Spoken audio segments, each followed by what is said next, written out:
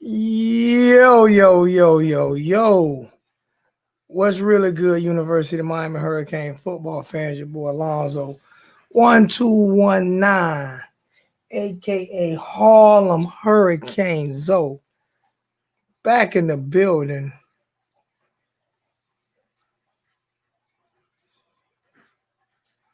It didn't let me share my link just now. What the hell going on? It didn't let me share my link just now.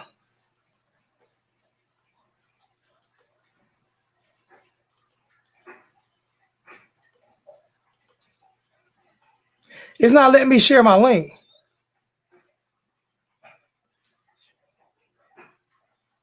It's not letting me share my link in the chat right now. Let me call Charles and get his email address. It's not letting me share my link right now. Why it's not letting me share my link? I have no idea. It just rejected my link twice. Hey, send me your email so I can hit it because it's not letting me share my link right now. So I'm about to figure out what's going on. So just send me your email so I can send it to you that way and you can jump in that way. All right. I don't know what the hell happening. It didn't let me share my link just now. Why? I have no idea. What's going on, EJ? What's good, everybody? He coming in. I was going to share it a different way, but it's not letting me share my link. What's good, A63? Why is it not letting me share my link? It just shared it just now.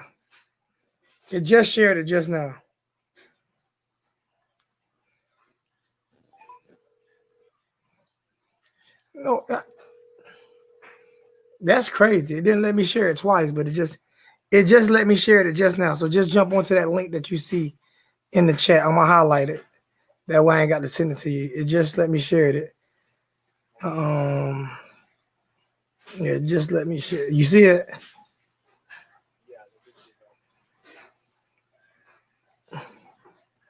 Yeah, just click onto that link, and then you come right in. All right.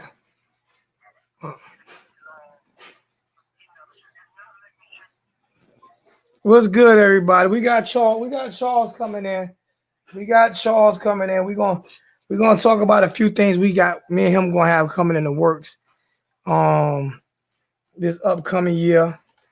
You know what I'm saying? When it comes to not just Miami football, but when it comes to Pop Warner and high school, and we have a lot of things that we have coming. You know what I'm saying? So I'm just gonna wait for him to click onto that link, and then we're gonna get it popping. Hopefully he found. I'm gonna post it one more. one more time in the chat. I could I did it twice, and it didn't let me share it. I don't know what. I've never seen that before. But what's going on, family? What's good with you? Yeah, they be on some nonsense. You two be on some crazy shit sometimes. I don't be knowing what they be on. I'm trying to see if Charles got it, because I haven't seen him click in yet. So y'all give me a few seconds. You know what I'm saying? I can also send it to his email too, but I just felt like it was probably easier to do it that way. You know what I'm saying? But I'm gonna send it to his email too, or his Gmail.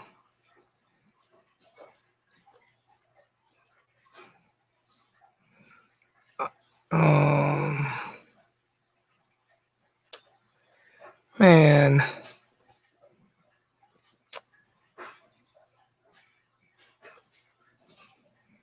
shit crazy. What in the hell? What's good, everybody? My bad. I'm sorry it's taking so long. I hadn't seen. Let me call Charles again, see if he's able to find that.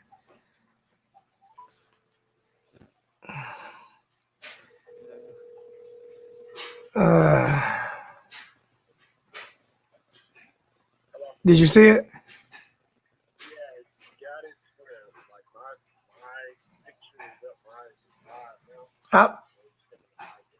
Yeah, just check Mike. Just hit Mike and picture, and then you should jump right in the stream. That's all I'm waiting. That's all I'm waiting for is your picture to pop up. Because your head picture ain't popped up on my side yet. Allow mic and allow camera. Just press yes. I'm not seeing you.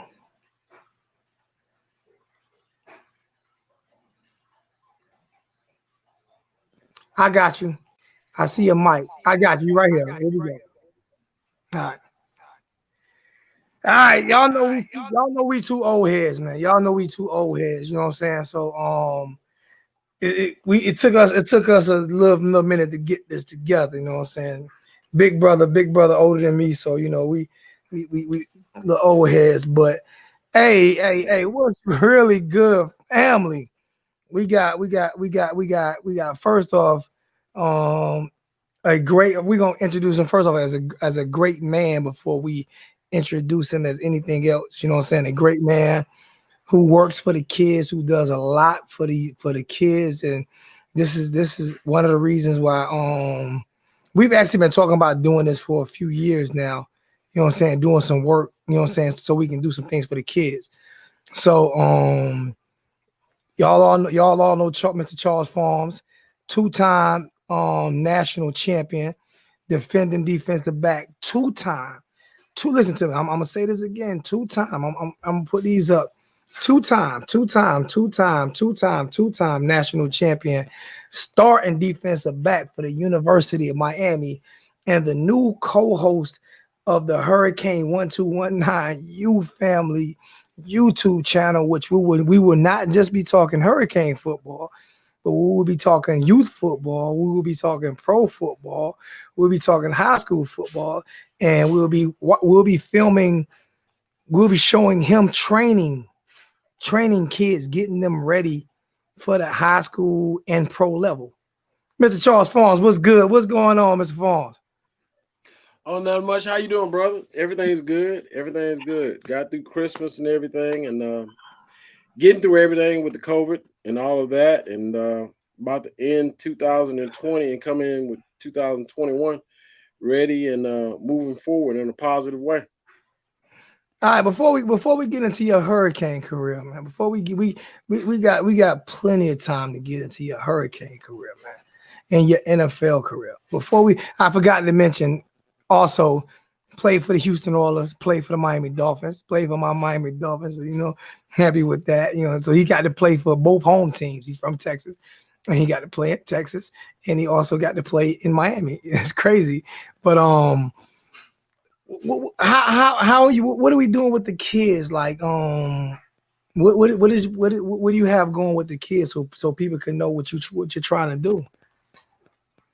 Um, it's not only training the kids, it's getting with the kids and getting them they're getting their profile together and putting them in a positive way. Like I tell a lot of the kids, me in high school, as far as SAT tests and everything like that on the academic side, I graduated number 12 in my class.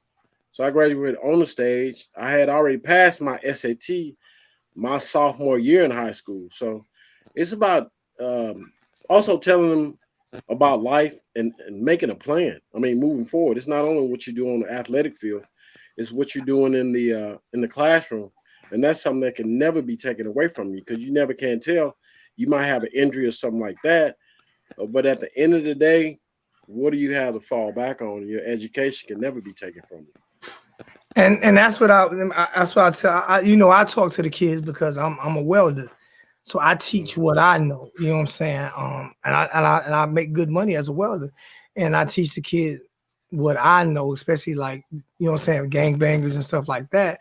You know what I'm saying? And I think that's why we have the same passion for, you know what I'm saying? It's so many different ways in order to make it. If you get a free scholar, well, I ain't gonna say free scholarship, but those kids bust their ass for that scholarship, you know what I'm saying, to play college ball. But if you get that scholarship, take advantage of it, take full advantage of it, get your degree, make sure you know what degree, make sure you're getting your degree in something where you can be successful at. So I remember the first couple of times we talked on the phone, it was more about that than it was about football. And people think it's just all about football. Like it's just football, football, football. But we talk for days about life, without even mentioning football. I mean, and that's very important. I mean, because sports is sports, but in this day and age, I mean, it's about life. And whenever you correspond with somebody that's positive, and pass along information, because I'm one you can learn from anybody. I mean, I don't really know pretty much what's going on out in the streets, but me talking to a kid that's in middle school or high school, they might tell me what's going on or what they're having to avoid. So I can learn. You got to always be willing to learn and try to give out stuff that will teach others also. And make no mistake about it, Charles Pharms is big enough to have his own YouTube channel, bigger than whatever. I asked him, since I knew what he was doing, I called him and asked him would he like to co-host the show with me, because I know what he's doing. I know we have 15,000. So his platform is going to get pushed regardless. His platform is going to get pushed. But I called him to ask me to help me with the kids as well. And we have a lot of subscribers to where we can help get it just on track a little bit faster. And he was like, you ain't even got to ask me. Let's do it. You know what I'm saying? That's how real this brother is. Like, you don't even have to ask me. Just do it. Let's do it. You got a platform. I got me. And he's always looked out. This is like, it's a couple of these out here, but I'm one of the only ones with one. This is his people. When I say, what did they call you in college? What did they call you in college, Charles? Well, I mean, my nickname was Grim Reaper in college. So this chain was specifically made for Charles. Like, y'all not understanding this was specifically made for Charles. This was not made for nobody else but Charles. And Charles was able to send me this one. So I was like, I did not think I was going to, because it's only I think Kane's Cartel got one. I don't know how many of these were made. What, 20? It wasn't many. I don't know if you allowed her to make many of them. I think 20, 30 somewhere. It's not that many of these out there. It wasn't that many. But the thing about it is that a friend of mine, she ended up making a change, and I did, let her know that that was my nickname. If anybody is for in the past in the history, my nickname was a Grim Reaper. Even though on defense or wherever, we all had different nicknames, during that time. But man, it was really good. And I do have the chain myself. And I got the Cuban for you. I got the Cuban coming for you. I got the Cuban. Okay. I got the Cuban coming. It's hanging. I got the Cuban coming for you to put on the Grim Reaper. Which makes it certified 305. What makes it certified 305, baby? You know I got it. I'm sending it out Wednesday. I'm gonna send it out Wednesday. So when we do a show next week, you already have it. Delve into your college career just a little bit for the young jits, because we get a lot of young jits in the chat that don't understand the history of the University of Miami. So I know I get into it. People get mad at me a lot because I say, a lot of guys try to put it on the players, and I'd be like, don't get me wrong, players have responsibility, but coaches get paid to lead these kids. When you get to the NFL is when all the responsibility go on the players. But in college, you have to put these kids in the best position. And if you're not winning, and you can't say Miami doesn't have talent. They have talent. I mean, they have top 25 talent every year. So for us to lose some of the games we lose is to me is not acceptable. And I put coaching at the forefront because they're still kids. And college is all about developing players. That's my take on it. How was it when you were winning your 2 national championships? at Miami, and then Jimmy come in between that, and y'all had a little growing pains with him. Or was you always with Jimmy? Well, no. I mean, Jimmy recruited me. Okay. Butch Davis was the one that was traveling to Texas and talking with me and to sign me.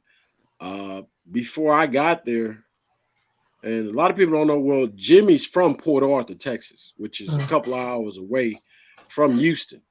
So, and a lot of people don't even know, I wrote University of Miami, I wrote University of Florida and Florida State when I was in 10th grade.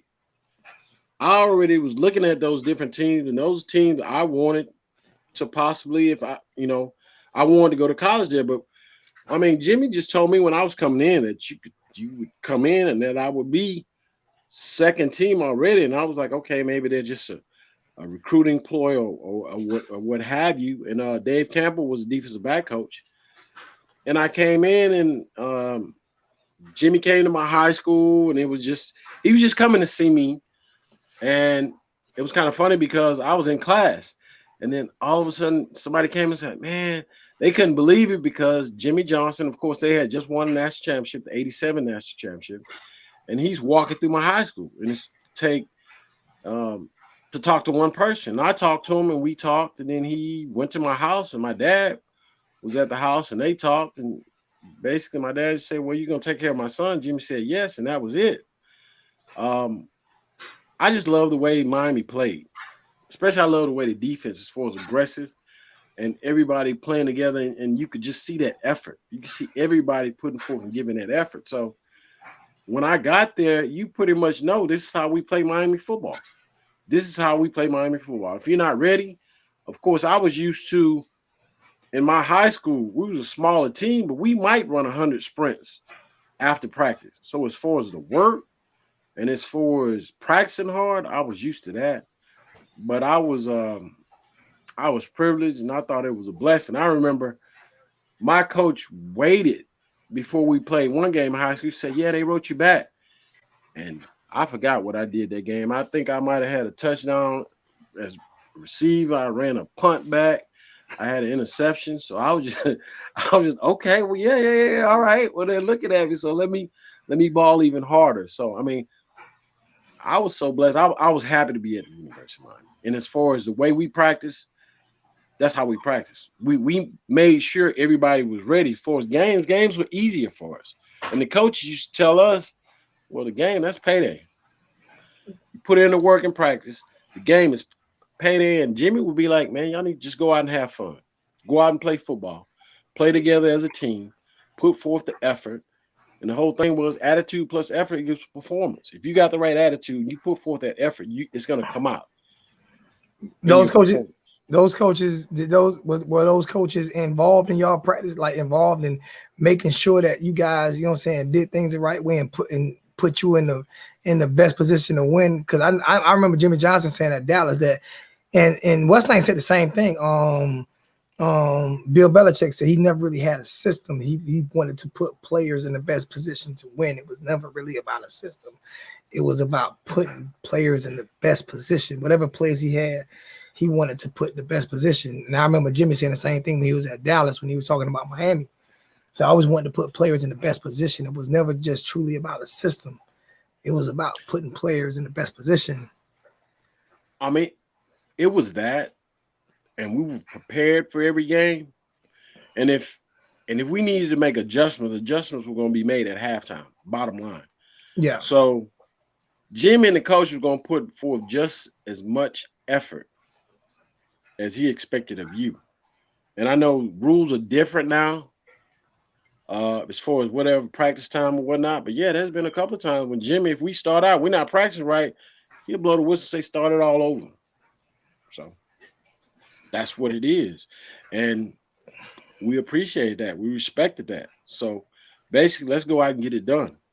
He wasn't letting y'all lack. He wasn't putting you in because you was the favorite player because he liked you better and stuff like that. You had to earn it. Oh, you had to earn it.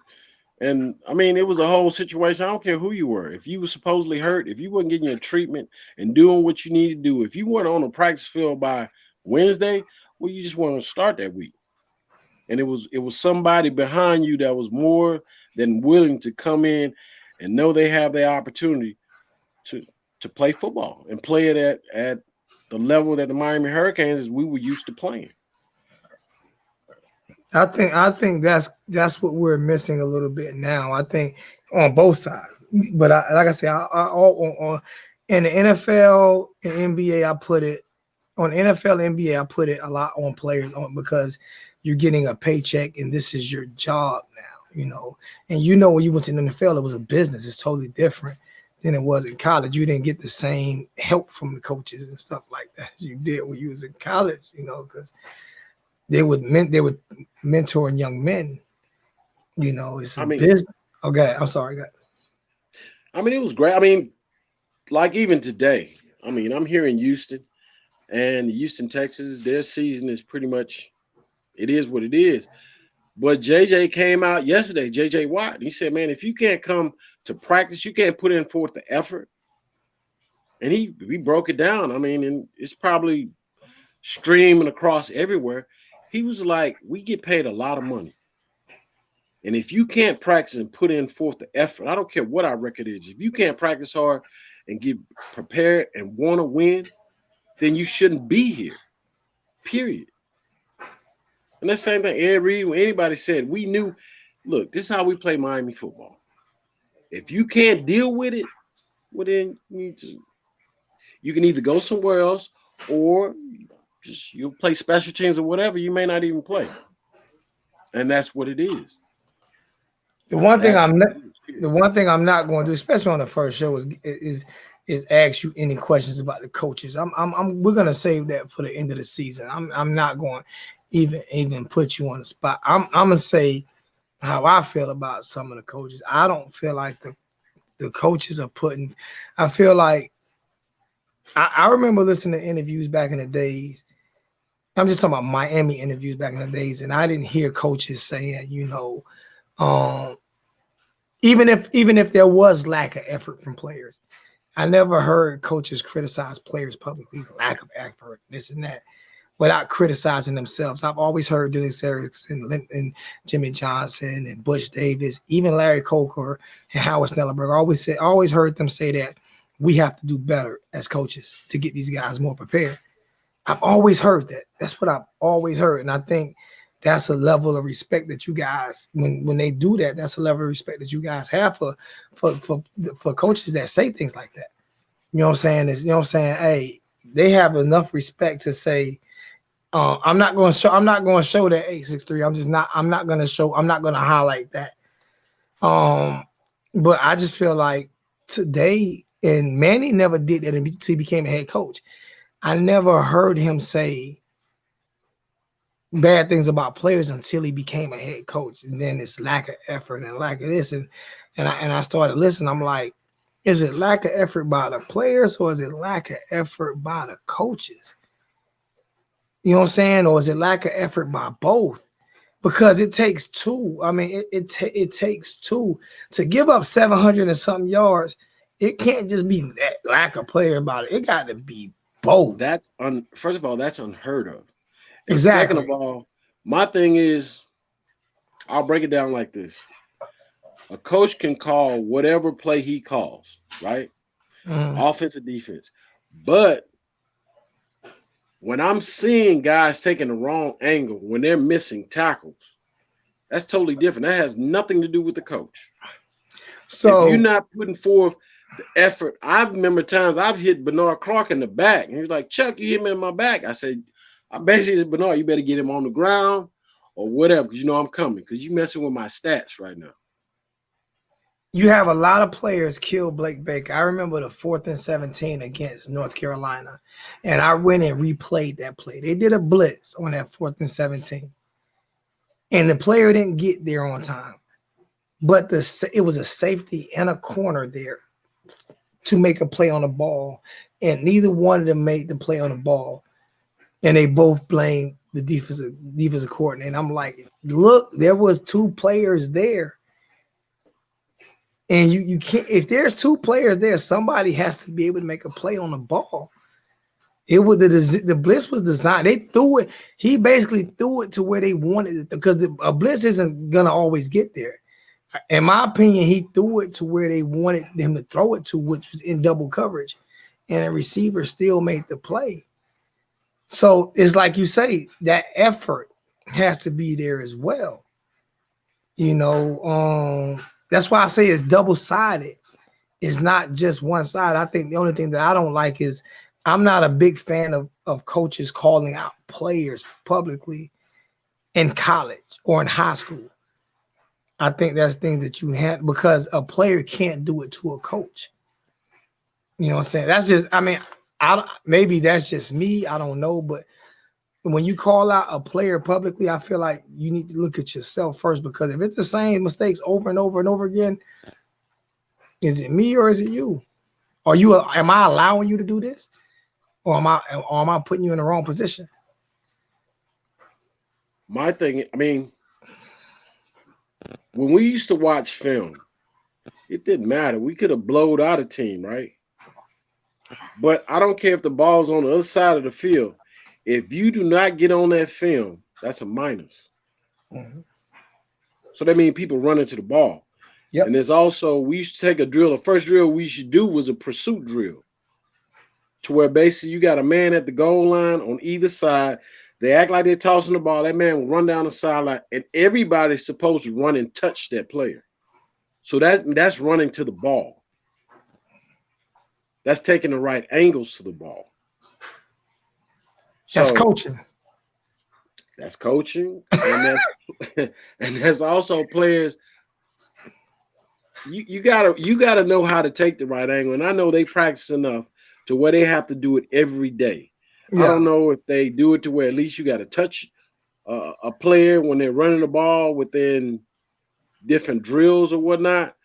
But coaches, they can preach and they can coach and they can give you different plays, but you still on that football field, you have to be relentless. You have to play as a group, as a team. Think about it. Even as wild as it was, as how many penalty yards we had against Texas, but think about how many sacks we had and how many people were running to the ball. That's what's something that was intimidating to the University of Texas. You know what I'm saying? And that's what would happen? What a defensive call is or whatever. Part of it, yeah, they could call out different things, and everybody's supposed to study the film. They're supposed to watch and whatnot. And as far as a player, you should know what tendencies the other team has. So what would happen? What would happen, Charles? Got two-time national champion, and I'm so proud to say this new co-host of the 1219 U family, and he's gonna be doing some shows by himself. Y'all get ready. I am like totally stoked about this. And like I said, we gonna be recording his high school film and him training players and all of that. All of that's gonna be on the channel. Get ready for a lot of these uploads. What would happen as a player if he didn't touch that player? If that player didn't get touched, Charles, like if that one player be the best player on the team, lollygagged over there and didn't touch the player, what happens to that player the next game? Well, first of all, it's very easy. You can get called out. That's not even the coaches calling you out. So that's what I'm saying. It also has to be a togetherness within the team. Is that as a defense, we didn't want anybody. I don't care who it was. We really don't. You're not supposed to score nothing. And if you score a little bit of something, okay, fine. But you got to have it's a confidence. Like we used to talk to trash. You talk, you got to walk the walk. But it's also about pride as far as a team. As a team, I've had ex-defensive backs that I played together with Miami, and it might be their birthday. I say, man, well, I got your back. And teammates say, I never had to worry who had my back. Answer this question, though. Each other. Answer this question, though. Did that start with leaders? Did that start with the leadership of the coaches? Because like anywhere, like in your household, it starts with the leadership. Like I don't know if it's just my opinion. I think that it had to start somewhere. Where did that culture start at? Did it? Because I think it started with Snellenberger and what he demanded, and then then other coaches demanded, and the players get around those coaches and they demanded the same thing. I mean, that, like I said, I wasn't there. I'm just speculating, but did it start with the players as being leaders, or did it start with the coaches as being leaders? Well, first of all, it was different players there, but of course, everybody knew Snellenberg used to smoke a pipe, right? Yeah. So when he came down from the coach's office, the wall is big, but if they smell that smoke from that pipe, right, that tobacco, Mhm. they already gonna straighten up. So first of all, they gonna respect the coach. So that coach earned that And respect. He Jimmy demanded that. was so much. It's just respect. You know, it's respect. Um, Coach Harrison came in. We looked at him a little bit different on defense because we didn't understand the offense that he was coming in with, and it was something that was different. And we were like, okay, well, that's fine, but just don't touch our defense, which he didn't. And once we start seeing what that offense can do, we was like, okay, fine. Basically, let's just go out and win. Because you still got to look at the fact that no matter what, when Coach Erickson got there, his first year, he won a national championship. See, I love what you just said, Blake. I mean, Rod Tate. Rod said Blake is the blame for giving up. So you just coming in at the end of this, and two-time national champion Charles Pharms said they all the blame. It's not just Blake Baker. They missed the tackles. They missed. This is what they put all of the blame on Blake Baker for that 700 yards. You have fans that actually put all of the blame on the coach for giving up All seven. I can say is he's not calling the play. He's not there when the ball is snapped. He's not the one that has to run to that running back. I don't. It doesn't matter. You set up on that defense, and they were running the ball right at you. Defensive lineman, but I mean, it's a bit different. I mean, I admit I was blessed. I played with Cortez Kennedy. I played with Russell Merrill. That's the number 1 pick and number 3 pick, first round in the draft. So monsters. But it wasn't only that, though. It's still about everybody on the team as far as defense or offense giving the effort. I mean, whether it's my roommate, Lamar Thomas, jumping up for a pass, going over somebody, or what have you. If it was K-Dub, Kevin Williams going across the middle, fast as he was doing that, Horace Copeland.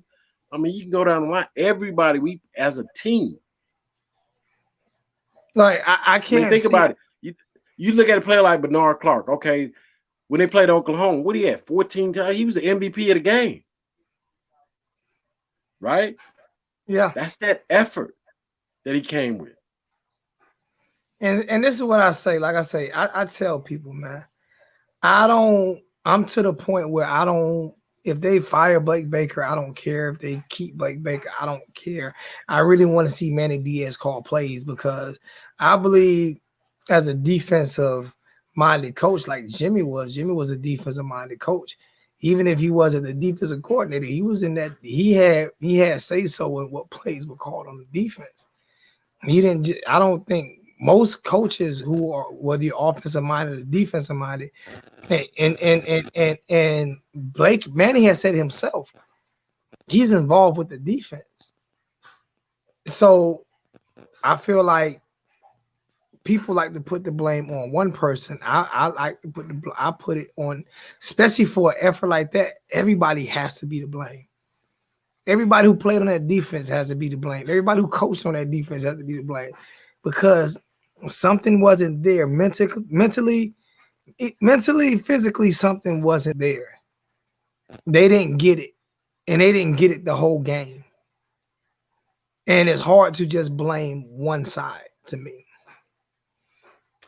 I mean it, and then think about it. The way, I mean, you gotta look at it 2 different ways also. You can look at it like this. First of all, I don't care. You're not coming into my house. You're not coming in our house. That never happened in the Orange Bowl. Think about it. I was part of that 58 straight without a loss. Yeah. So, okay, whoever we playing, Notre Dame, Oklahoma, it really don't matter. Because by the time when that ball is kicked off, we ready. For 60 minutes, we're going to give it all to you. Period. This is why I wanted you. This is why I wanted you on. Like we get not just the concept from a player, but a two-time national champion who's not just a two-time, because you got two-time national champions that probably didn't touch the field, and they probably have great insight. You know what I'm saying? Like because you ain't touch the field, don't mean you have great. But when you started on when you started and won two national championships, your insight is a little bit different. Your insight is a little bit different. So, hey, y'all do me a favor, hit the like button. Hit the like button, share button. Like I said, two-time national champion, and I hate to say co-host. We both co-hosts of this show, of the 1219 You Family, Charles Pharms. Probably at least have them once a week, hopefully a couple of times more than that. We work different hours, but we gonna set some shows up. You know what I'm saying? Just for when he can make it. Charles Pharms is definitely from a different era, but those coaches are from a different era as well. These coaches are not from the same era, and they're not allowed to be. Like he said, if you paid attention earlier, the rules have changed to where they're not allowed to be as hands-on or put as many hours in, with the players and stuff like that. So things like that have changed as well. We're gonna get off of talking about that part. What was give me a couple of your most memorable moments in your championship years, man? Like, because I know I when I watched the championship, I probably was more excited than you were. I was it's like this. Okay, the 89 game of 89 championship, of course, the year before, which was Jimmy's last year, the whole 31-30, the ground can't cause a fumble in South Bend with Notre Dame and the Catholics versus convicts and all that, But when they came down the next year, we personally got videos from Dallas Cowboys where Jimmy, Michael Irvin, and those guys saying beat Notre Dame, period. So that game, and then going into the Sugar Bowl. I mean, the SEC, it didn't matter. Okay, we playing Alabama, fine. We'll do what we need to do with Alabama. And it was fortunate that we had what Colorado lost, and we won the national championship. That was beautiful. Then you got to look at my senior year, that wide right, which was started in Doak Campbell Stadium against Florida State. I mean, in those games, you can never go back to. That was 17-16. What you got, number one and number two playing against each other. And just the effort on both sides, it's a lot of talent, period. Yeah. And that's a rival game. That game was great. And then, I mean, to tell you the truth, once we played Nebraska in the Orange Bowl, 22-0. Well, I mean, that's another situation. That's the number one team come out of their conference. We played them in a bowl game. They scored no points. Nothing. And that was a running team. That's what they did. They ran the option most. But if you got pride, do whatever you do, you shut all that down. And to tell you the truth, just the love of the fans. I mean, I tell people that fans today on social media bash these kids. Like they bash them, call them trash and bums. And I block them over here. I refuse to allow you to do that to these kids because they didn't make it to that level by being trash or a bum. All right, you don't make it to the University of Miami or Division I by being trash or a bum. So I blocked those comments over here because those kids, whether they make mistakes or not, they earned those spots for the most part. They might keep them because of a certain favoritism or something, but we can't bash these young because they see it. So if somebody was calling you trash, if your own fans were calling you trash at the age of 17, 18, 19, 20, your psyche was a little bit different. I'm not saying it would mess with you, but it probably would, because it would mess with me. Like this, if I get beat on a touchdown, then I go look at social media and everybody calling me trash or a bum, knowing that everybody, even Dion got beat, even Ed got beat, Sean Taylor, I mean, everybody got beat. But today in social media, it's trash or bum. I don't get it. Those are the things that when you said, like, as a kid, when you mentioned that part, that like the fans were behind you, the fan base today seems only to be behind them when they're winning. I can't call no kid say nothing about sports trash and nothing like that. I can't say that. Um, that's something different. Yeah, we do have a lot more social media now than we did back in the day. But if we had social media back in the day like we had today, it would have been the same. Who knows what they would have been saying about us from other teams? Like, we was supposed to be the Wild Boys, crazy. We was like, we just did what we needed to do, and we had no problem. If you got embarrassed by us beating you, dancing, and doing all that, that so be it. That's what it was.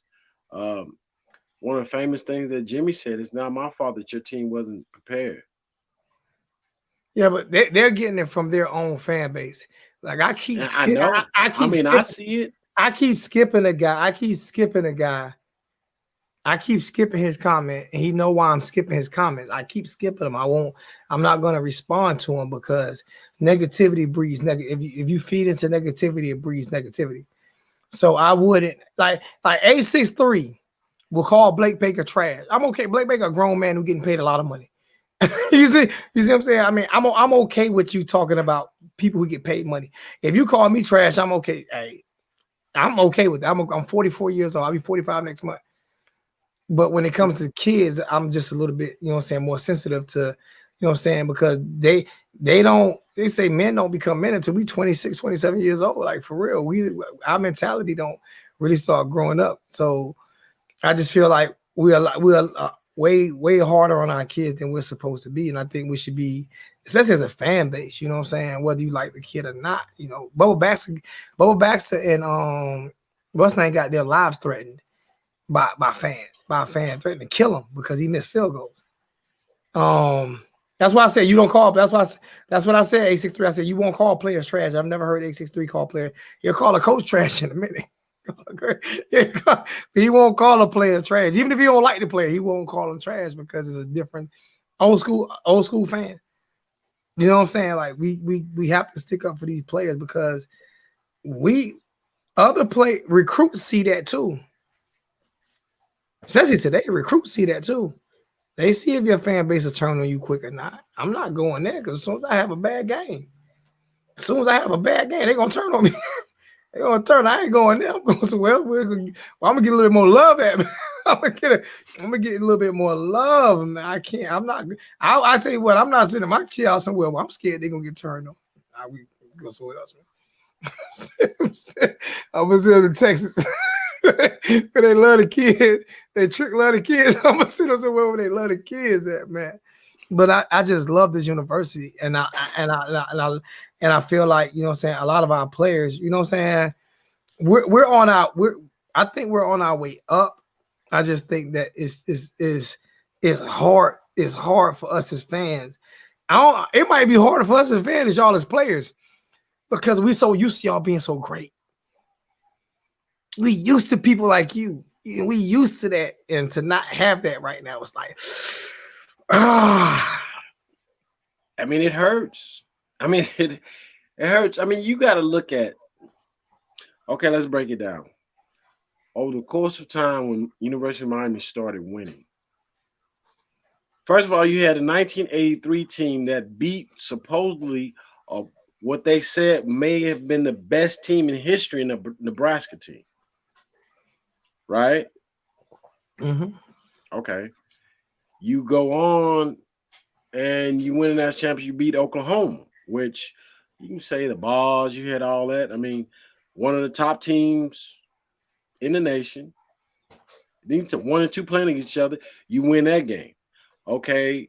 Then 89, we beat Alabama, which was the top team in the SEC. SEC, bottom line, it's a tough conference. Period. Yeah. Week in and week out, who you're playing.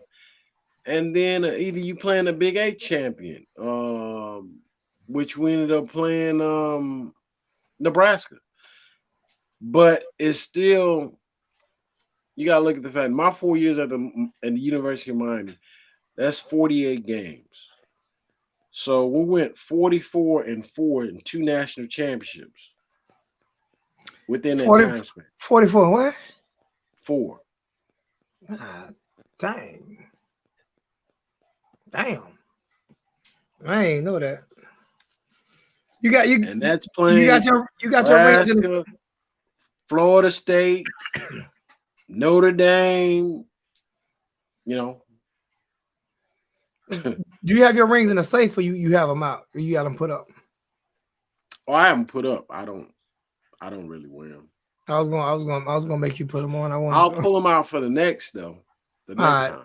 All right. I want people to like. Matter of fact, I'm hoping you don't leave them see kids. You leave them to me. All right. Let's talk. What do you? We ain't gonna talk about the past games this year because all it's gonna do, especially we already talked about the 700-yard game and all that. How do you feel? How do you feel about tomorrow, man? How do you feel about tomorrow?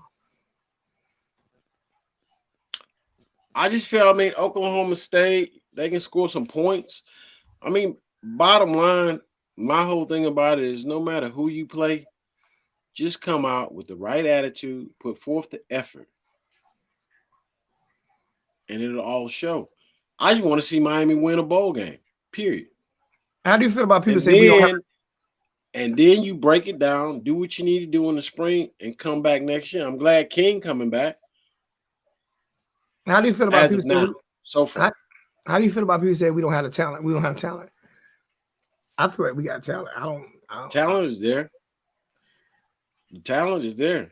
I don't think we got Alabama talent, you know what I'm saying, but or Clemson talent, but we've been on people don't realize we've been on probation since Al Golden first year.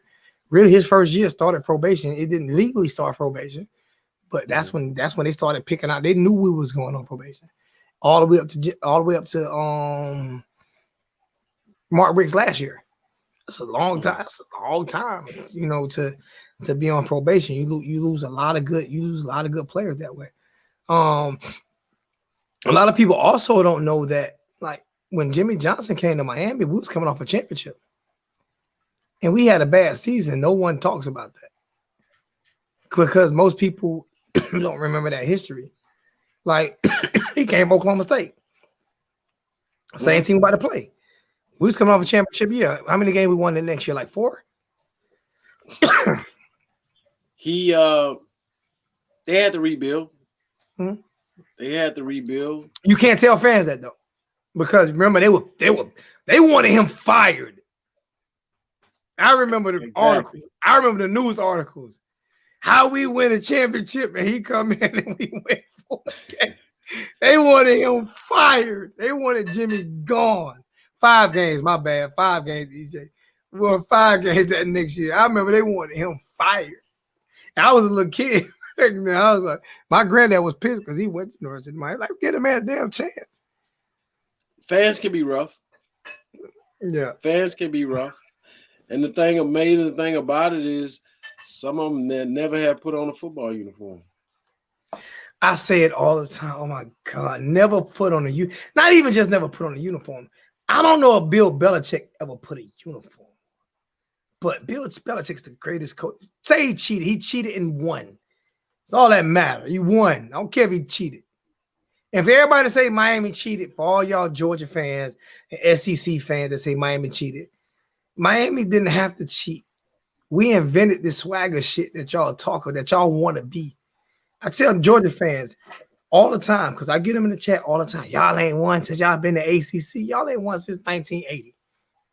We have 5 rings since the last time y'all won. 5. I don't care how many. I don't care if you won an SEC championship. I don't care if you've been relevant. None of that shit, man. Could you imagine, Charles? You went to college for 4 years, right?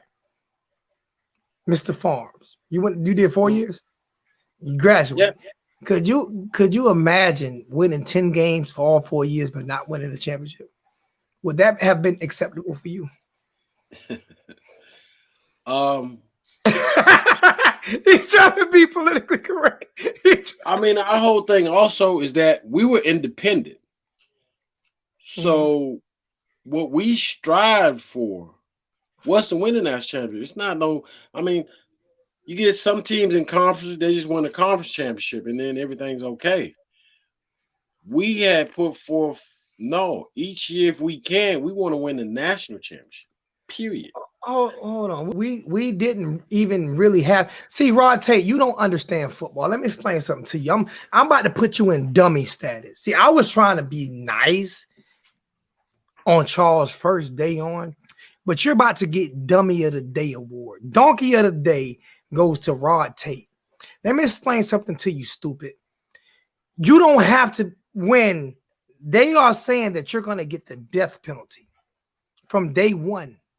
Right? And you don't even know what's going to happen until not Donna Shalala, Julio Frank got there and said, we are tired of sitting back for the last 3, 4, 5 years waiting on y'all to give us sanctions. Y'all are going to give us our sanctions now.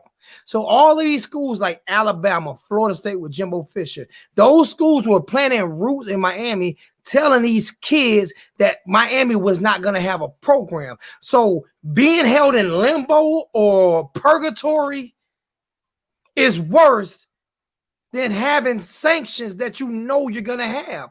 We didn't know what sanctions we were going to have until Julio Frank got there. So teams were able to eat that. Teams were able to say Miami's going to get the death penalty because nobody knew what's going to happen. We were forfeiting ACC championship games. We were forfeiting bowl games just so they take it lighter on us because we didn't know what's going to happen. So stop being stupid. Open your mind. Rod, because I've listened to, I've read all your ignorant ass comments. Stop being stupid.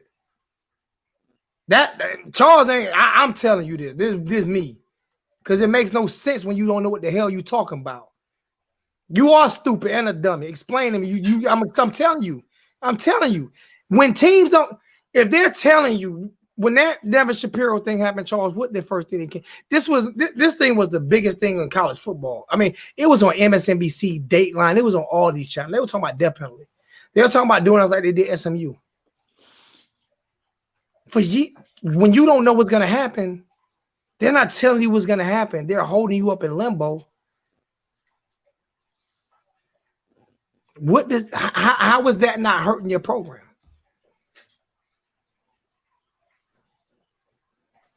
It's definitely going to hurt your program. He's saying that the sanctions weren't that bad. It's not about the sanctions. It's not always about the sanctions, man. It's about the process to the sanctions. It's like you don't got convicted of something. You don't know if you're gonna get 25 years of life for the death penalty, and they hold you for 5 years waiting to figure out what you going. You might kill your damn self. You don't know what's gonna happen. You know that's real ignorant. Rod, you're real ignorant dude, bro. I'm just being honest with you. Like, because everything you say, you're the only person in the chat right now that everything you say is negative. Everything and it's inaccurate. It's inaccurate. When they held us, when did Al Golden take that job, Charles? You remember 2012, 2011, somewhere around there? Somewhere in there.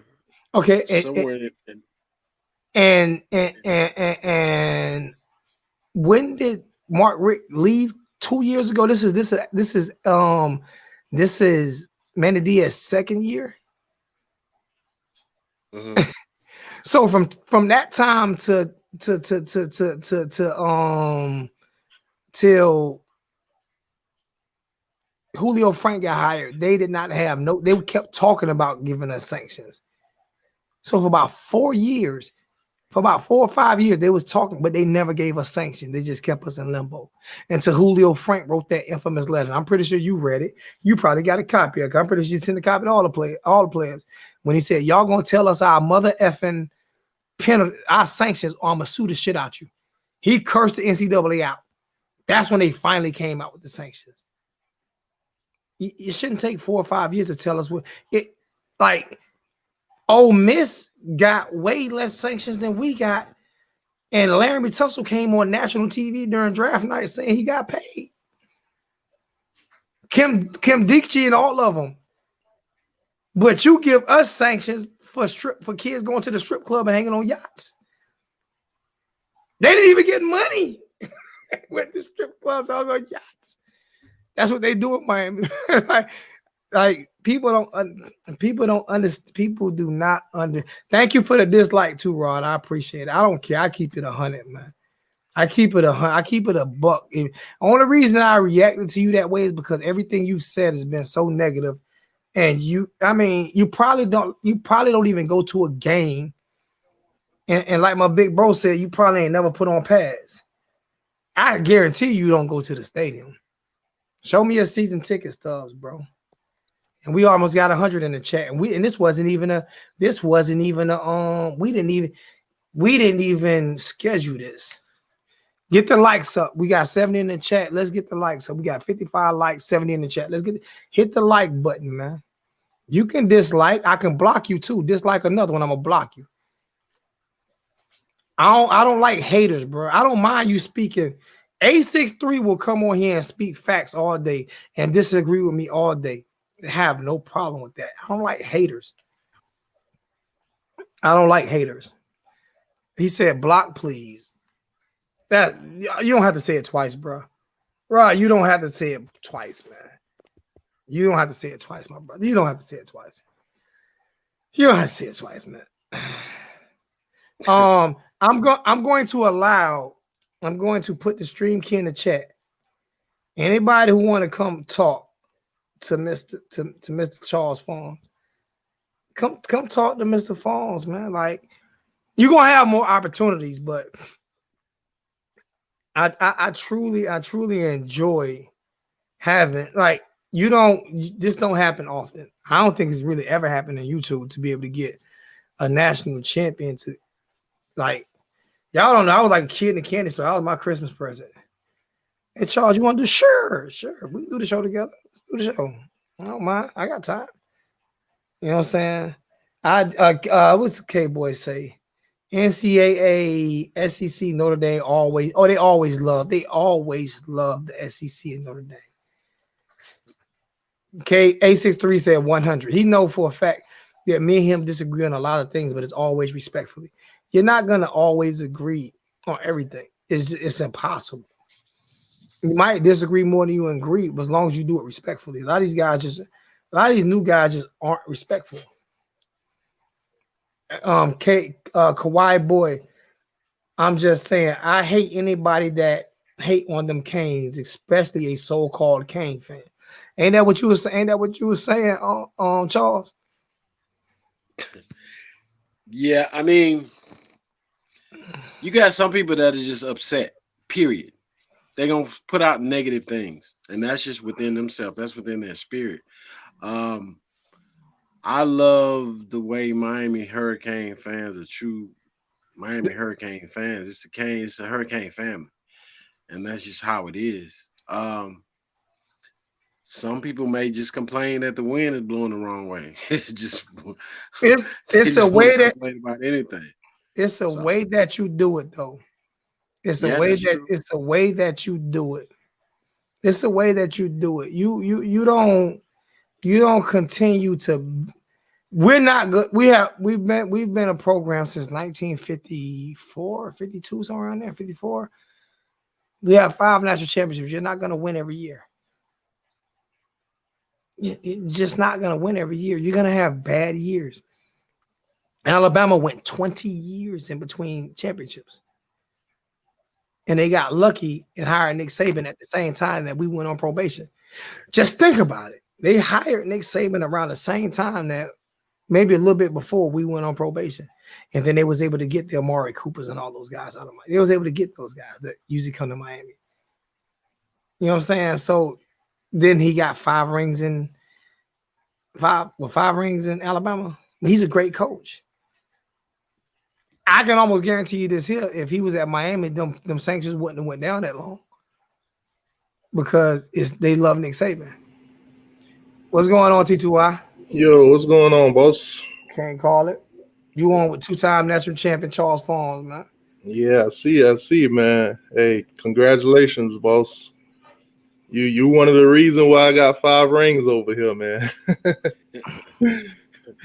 No, thank you. I appreciate that. Yeah, no problem, man. Hey, I just want to ask you a question that, it's more modern time now. A lot of the guys are opting out of bowl games and stuff like that. What's your thought? What's your take on that?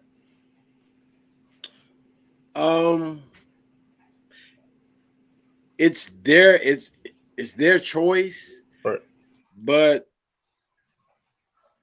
I'm a guy that I'm more about team, and I know there is no I or mine team. I mean, you guys suit up together. You've been suiting up together, and everybody, one individual, your other teammates, if they ball, and they help your status as far as you being able to ball. So I can understand it. I don't necessarily agree with it. I would want to finish out the year with my team, my brothers, my family, so, but it's their choice though. I don't necessarily love it 100%, but I mean, we never did it. But then again, I mean, when I was there, we were mostly playing for national championships. So, all right. I mean, people want to do that. I don't necessarily agree with the whole transfer portal. I don't. You got kids. If they feel like, well, I'm not getting the opportunity I need to be able to play, so I'm going to go to another school. All you got to do is lace up and ball, and then you'll get your opportunity. The only reason I agree with the transfer portal on Charles, the only reason I agree with the transfer portal, and this is the only reason, is because coaches can come and go as they please, and players end up being stuck. Like, you can come and go as you please as a coach. So if you recruited me as a coach, and me and you had a good rapport, and I played good, but a new coach come in, now I have to earn. He don't like me for some reason. Something like coaches can quit the job and take another job. You know what I'm saying? A head coach can quit without any repercussions or anything. Matter of fact, the other team has to buy him out or get fired and hire him. But the get fired part is a little bit different. But when a coach can just say, you know what, fuck it, I quit. I'm going to another team that's better. I don't think that's fair to the players. And another thing I don't think fair to the players is during the recruiting process, I can say that I'm gonna offer you a scholarship and offer you the scholarship, but not allow you to sign. And I all the way up to the last couple of days of the recruiting process, and then a better player comes along and I can cut you and say, you know what, I'm not gonna sign you, I'm gonna sign him. It's according to each player. If when Jimmy left after my freshman year, if I would have left, I wouldn't have won 2 national championships. Oh yeah, I mean, I agree with you. I mean, I'm not disagreeing with you. I'm just saying, I just feel like it's, you know what I'm saying, it's kind of a double-edged sword. I think coaches should not be allowed to just quit on their team, because coaches quit on their team. Historically, coaches have quit on their team more than players for the bag. Mm-hmm. Right. That's what I mean. That's what got me with Butch Davis. I mean, they didn't give him the money that he wanted, and he went to Cleveland, and rightfully so. Go get the bag. Go get that bag. I'm not mad at you for going to get that bag, but at the same time, I feel like if he would have stayed, we would have won 2001, 2002, 2003, 2004. Yeah, and to what Charles just said, I'm hurt about if it. you look at teams right now like Notre Dame and Alabama, Clemson, Ohio State, those teams in the playoff, you don't hear one opt out right now. But it's the other teams that's not in that position to win a championship. They're the one opting out. Well, what's name opted out last year? Last year before last, and Ohio State was in a position. Who was that? Tate Martell. God. I'm just. Hey, am I wrong? Am I wrong? Am I wrong? They changed coaches. They changed coaches, right? Nigga hoe, nigga bitch, nigga snitch, nigga hoe, nigga bitch. See that. See, you know what bugs me out about that right there? T2Y, that same guy you gave a shout out to today is the same guy who started that shit. That same guy you gave a shout out to today is the same guy who started that. Yeah. That's the same guy you started. That's the same guy you gave a shout out to today that started that. That's an Uncle Lou thing. He started that.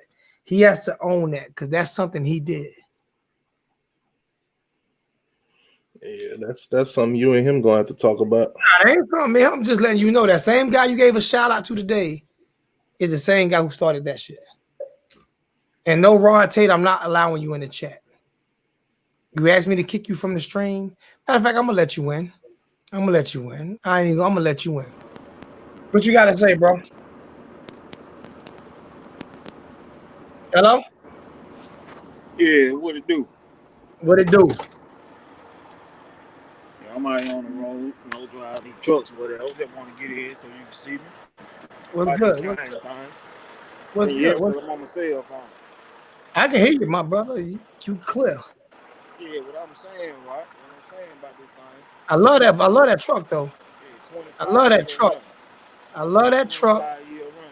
I love that truck. And I ride and just watch the show, listen to me. Listen to me. I love that truck. I love to see a hard-working black man doing something.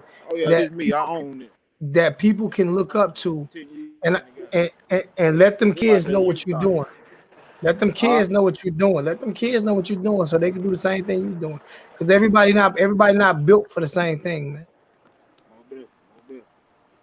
I'm in Birmingham, Alabama, man. Okay, I got you. But you ain't at a SIPCO, are you picking up no pipe, are you?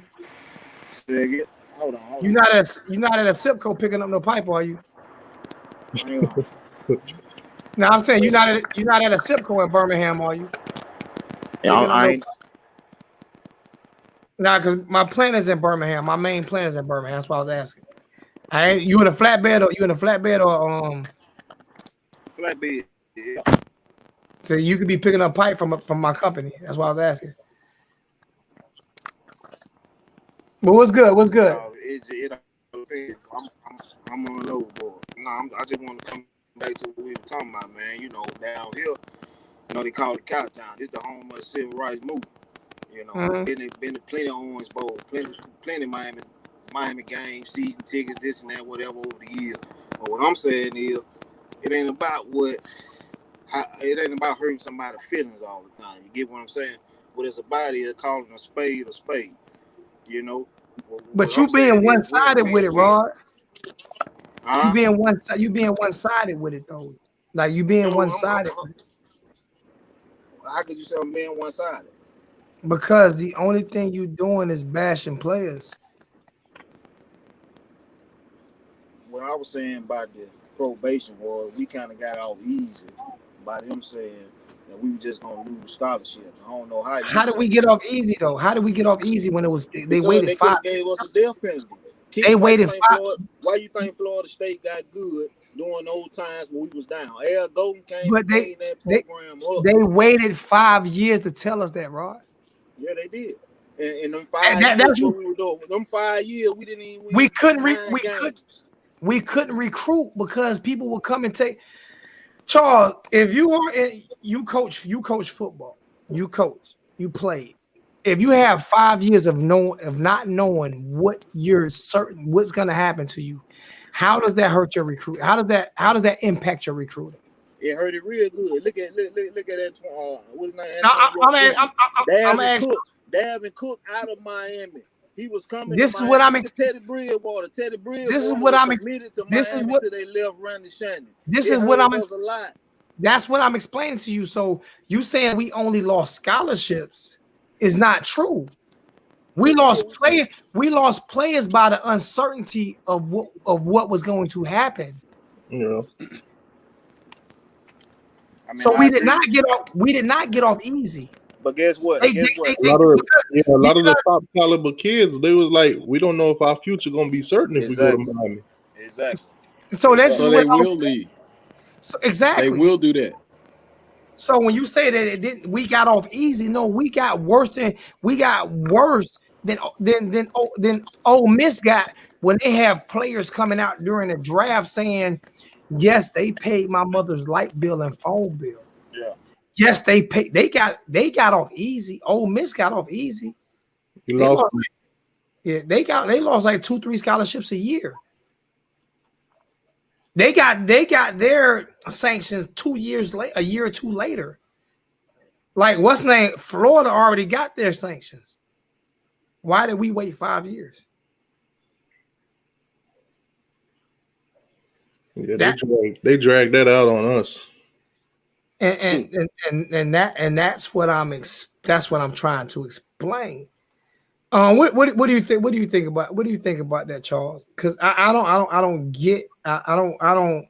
know if he understand what I'm trying to say. I mean, when you have different things like that, yeah, you're gonna lose scholarships. You're gonna lose different opportunities to go out and get more players. And also, if a top-rated player, if he hears that, he may not go to that school because he don't know. He don't know if you're gonna be. Different sanctions is gonna affect him, or you're gonna be not allowed to go to bowl games, or what's really going on. Plus, behind closed doors, you got coaches of other teams. They're gonna definitely say something. They know where the players are committed to. They know where those players their visits are to.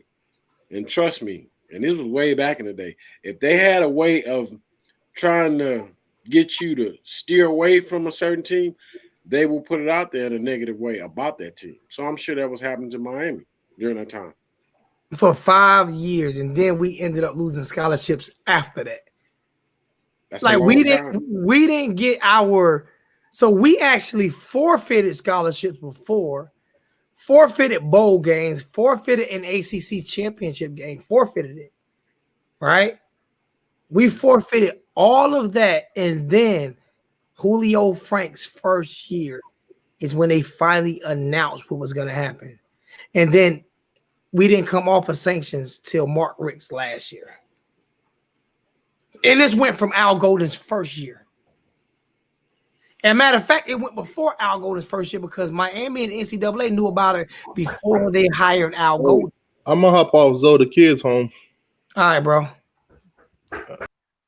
So this is what I'm saying when people don't understand what like people get into social media and they read social media instead of like really delving into it, like saying, okay, I'm gonna read myself and see what happened. I believe that too. I don't believe Donna Shalala cared about. She took all of the money and put into the medical program. I love Julio Frank. I know you've talked to him. I've had an opportunity to talk to him when I put who number did I put out? Charles, I put Blake James' number on Facebook because he pissed me off, so I wanted to find. So they was calling him, and Julio Frank called me and asked me to take the number down. I took it.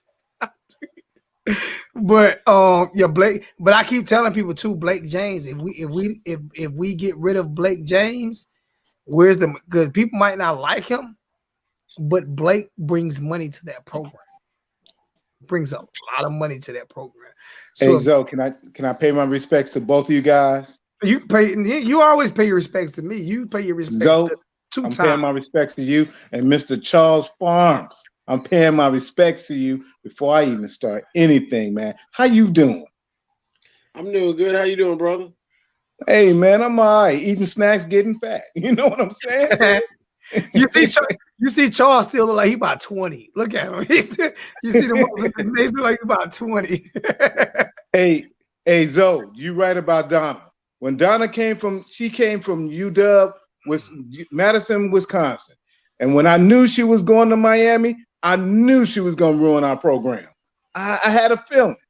I knew she was going to ruin it. I can say this from the documentaries.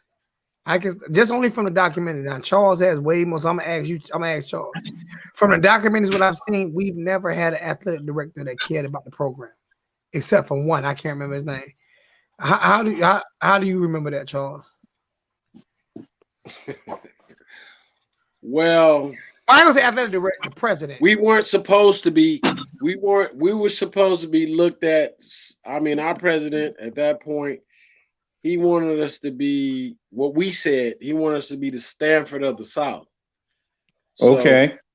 I mean, he didn't necessarily like the fact that, we're a private school down in Miami, but on the football field, we did a lot of different things, whether it was talking trash, whether it was dancing after big plays and stuff like that. So he didn't necessarily like that, but we were like, it's football. And at the end of the day, bottom line, we were bringing a lot of money to the school.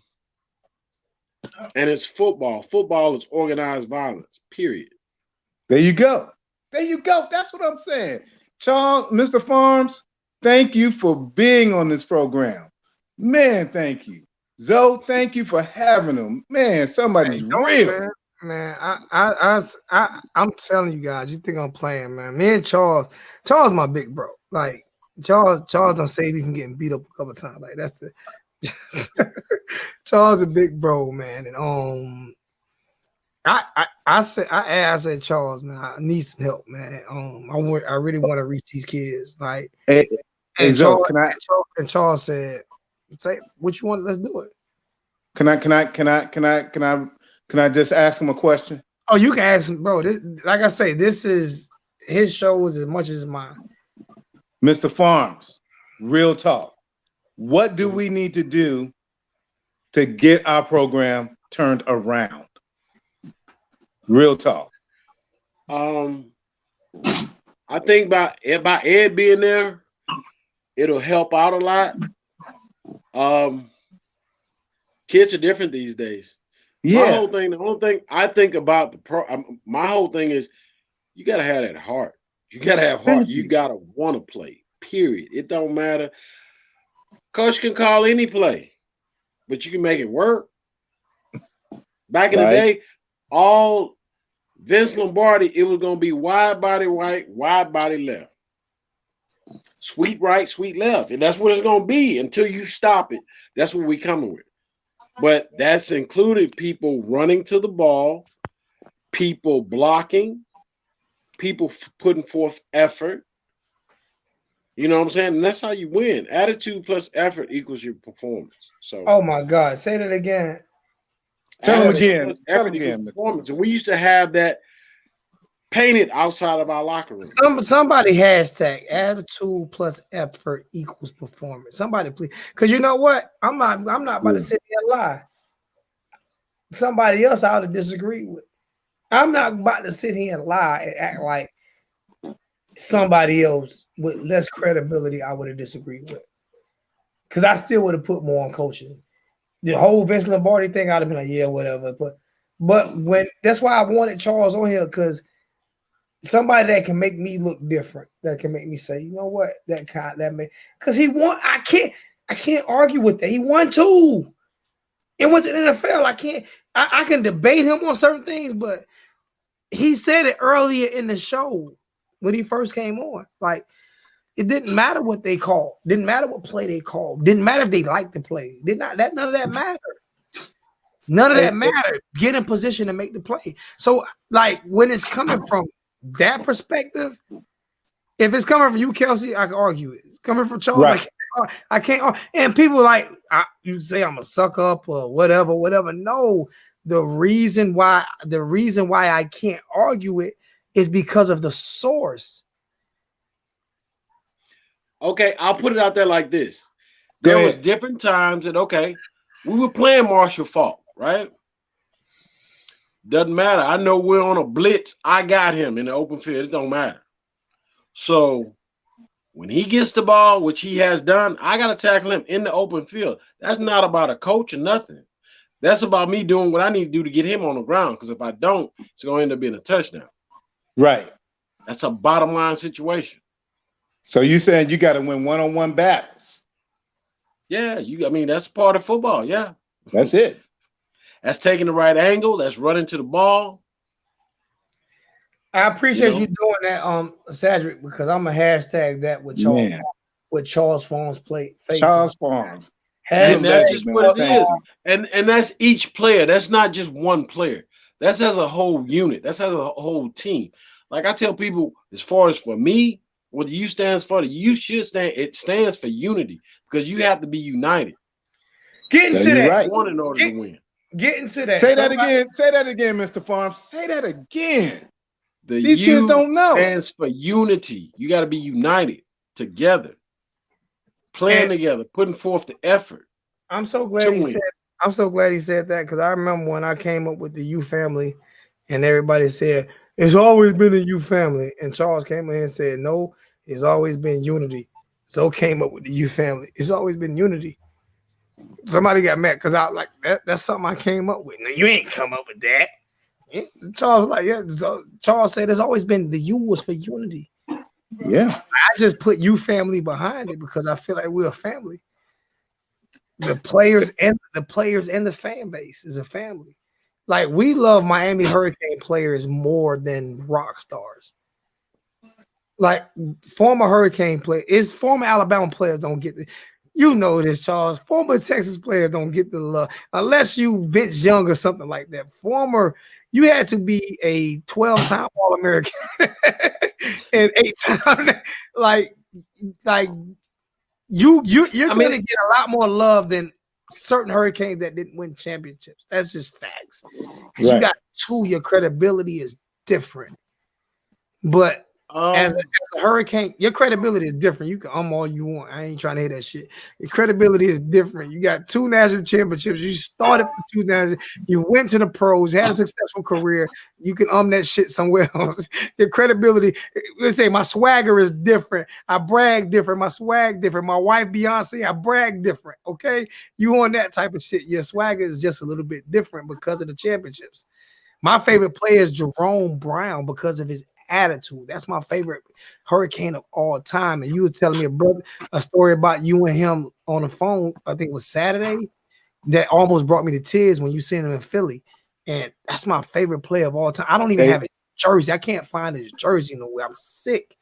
Because but let me finish. Okay. But when you talk about that unity and I say family, to me it's like a united family, bro. It's like no matter how bad it get, we have to stick together as a family and as a team.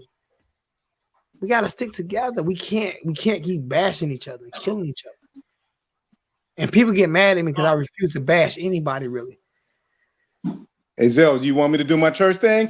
Well, you said it. Well, and we got another one when we lose a close game. How we do it? But you know what, Zell? I'm gonna tell you who my favorite player of all time for the U, Sean Taylor. He hit your ass one good time. You're not coming back. See, a lot of people.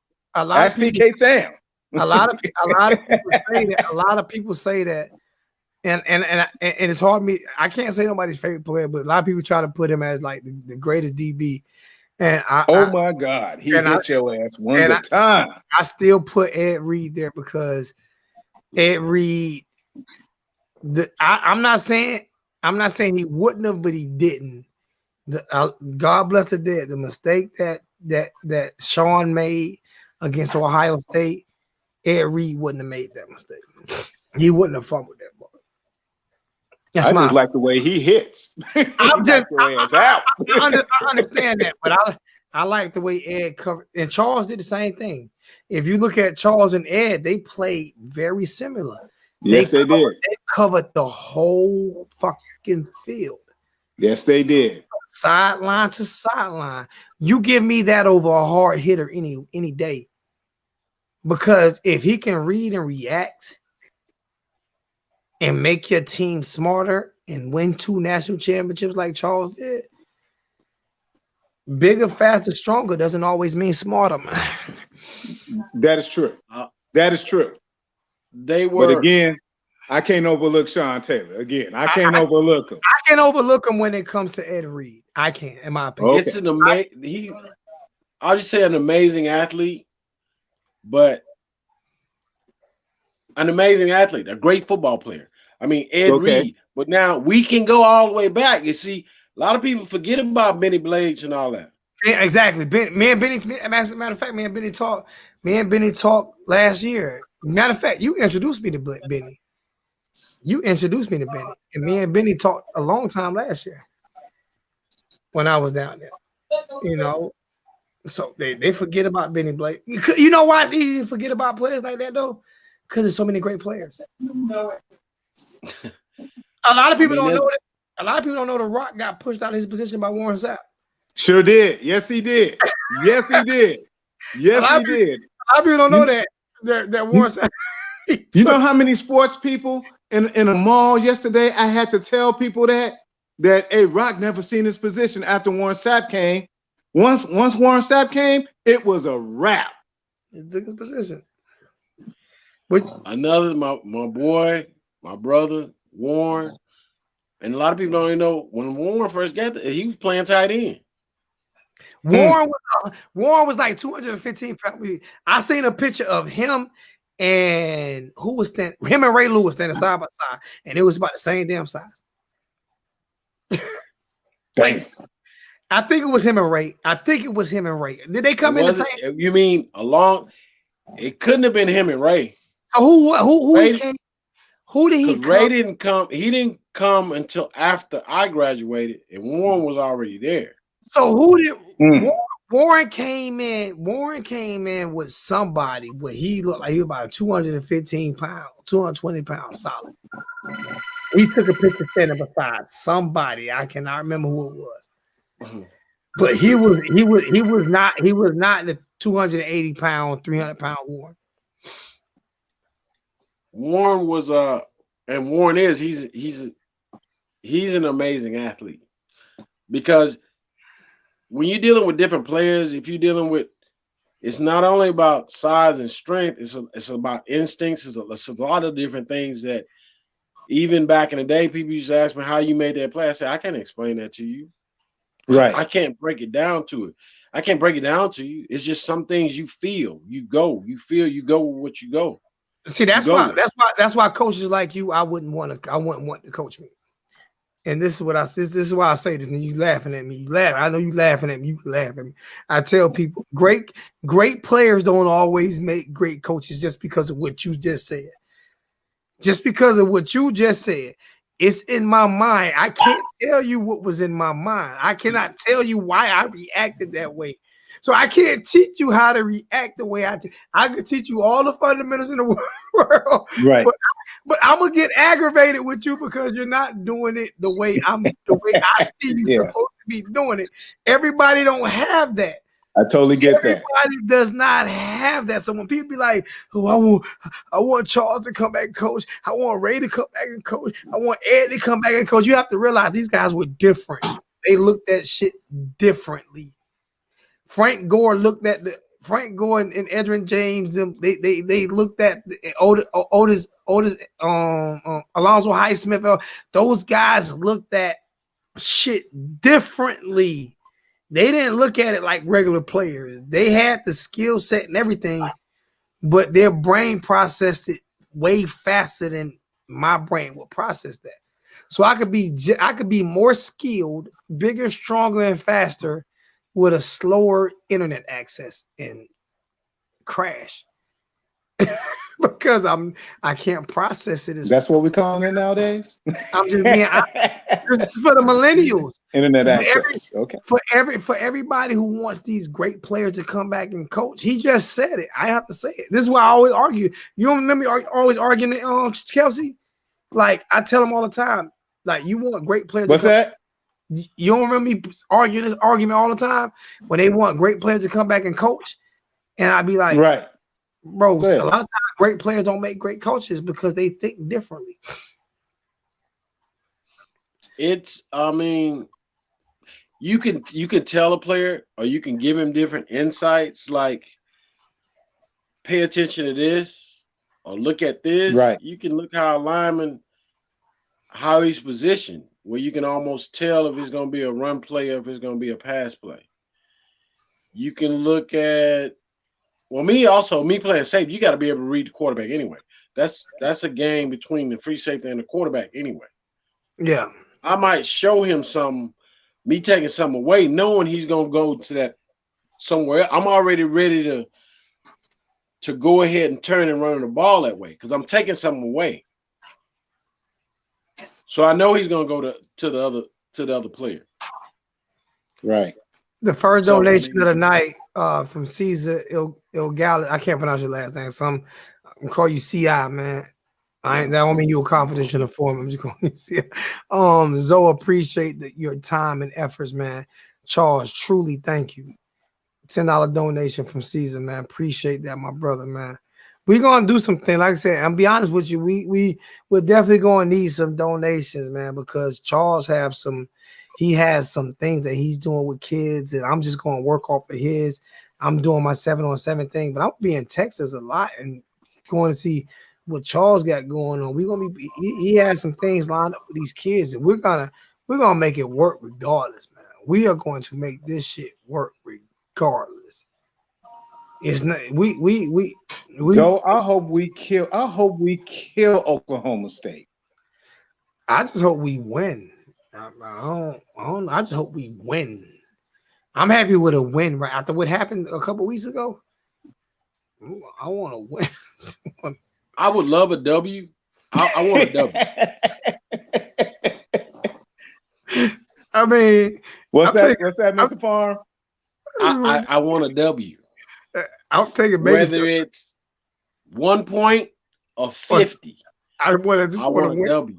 Yeah. I'm saying, I can't. I just want to win. Like coming off of that bad performance that we had a couple weeks ago. Coming off that bad performance that we had a couple weeks ago, man. I just want to win. I don't care how convincing it. People act like Oklahoma State has blue chippers on that football team. Let's not forget that. They have blue chippers on that team. You know what I'm saying? Oklahoma State does play what they play in the Big 12, something like that. So they have blue chippers. They play in the same conference as Texas and Oklahoma. You know, so I mean, it's not like it's going to be an easy game. I think Charles kind of freezing up. I got you. Oh, he probably was getting some text messages. But now I feel like stability we need stability in Miami. We need stability. We also need a fan base that's gonna not be as we are the most hostile fan base there is in college football, bro. And I don't mean hostile towards other teams. I mean hostile towards ourselves. Like we are the most. That's why I kill Georgia fans. Like I tell them all the time, man. You talk all that. You've been relevant. You've been relevant for 20 years, 30 years. And relevancy has gotten you 0 championships. For 41. 19, like I said, Miami won their first in 1983. Miami has won 5 since you won your last one. Georgia Tech won in 1990, 1988, one of them things. Like Georgia Tech has more than that. Like I killed Georgia. We're playing the SEC. I don't give a shit where you play at. I don't care. You can't compare. You can never hold on, Charles. Hold on.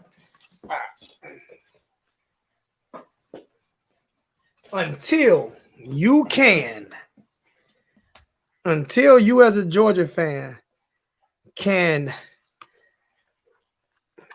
And I was telling one of the young guys, one of my young guys who doing YouTube videos now, I was telling him because he was like, those rings don't mean. Yes, they do. The history of Miami is what keeps Miami going because we're a small private school.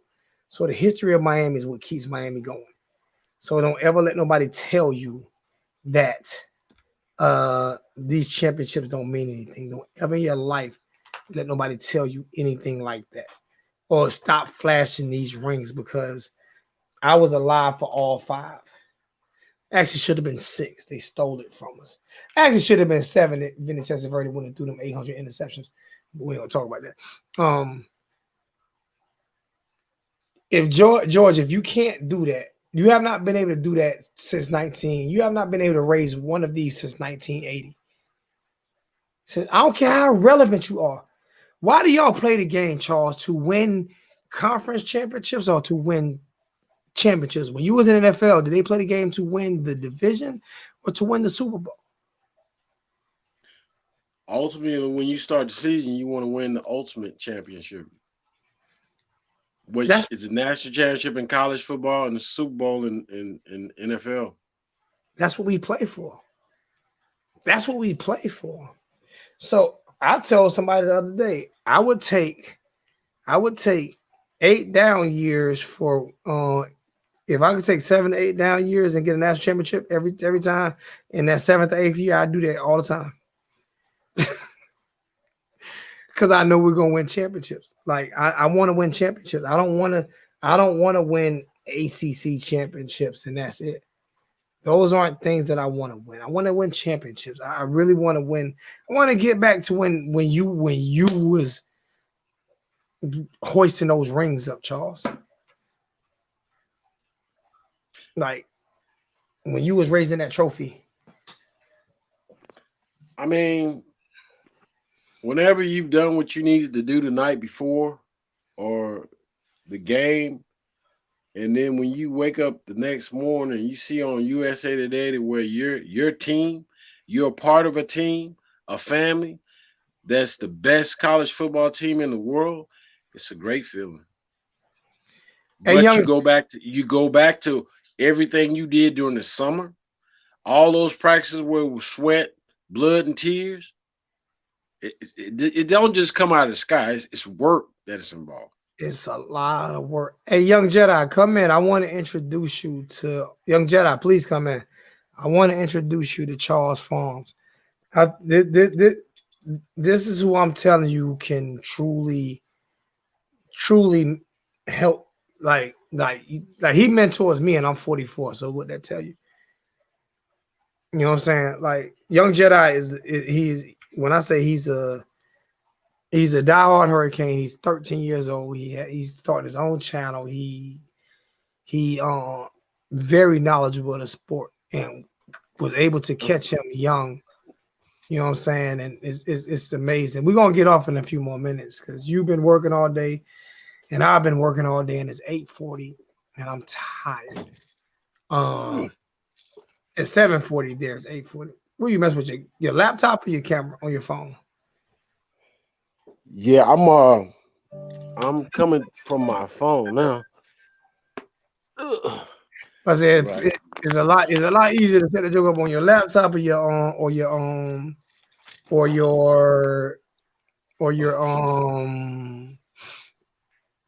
your laptop or your tablet if you got a tablet. That way you can sit it down. I used to do it from my phone. I got me a little tablet. It's just a lot easier. That way I can sit down and look at it and still have my phone and look through my phone and look at comments and stuff like that. I'm trying to see if Young Jedi gonna come in. Georgia has nothing to show for all their talent. You 100% right. They have absolutely nothing to show for all of that talent. All of those top NFL draft picks, all of that stuff, they have absolutely nothing to show for it. You was the one when you said something T2Y. What? Oh, I don't know what they talk. Y'all got me lost on that one, Henry. You lost me on that one. I'm trying to see if Young Jedi gonna come in. Are you gonna be available post game tomorrow? Or you tomorrow or what time? After the game. You know we play tomorrow. Yeah, I should be. Yeah. You know what I'm saying? Because I'm coming on tomorrow, so I'd love to get your opinion on what happened. What? Okay, Okay. I didn't get no calls though. Tell me before the live. Chilling with my bad. Well, me and Charles didn't really. What time did we set this up? Like an hour before the live? Hour or two before the live? Pretty much. Yeah, we didn't really have a time. Because he was just getting off work. So I set up maybe an hour before the live. So we didn't really yesterday I told Charles said we wanted to do yesterday. I said, you gonna be with your mama, Charles. He wouldn't. Mama Deuce ain't playing that. You better. Mama Deuce is not trying to hit that. Spend time with Mama Deuce, man. But we had a good chat tonight, man. Almost 100 likes, you know what I'm saying? And people enjoyed the conversation. And we're gonna get more, we're gonna get life conversations, like I said, tell them about your what you got going on with the kids real quick. Like let them know what you got, what you have planned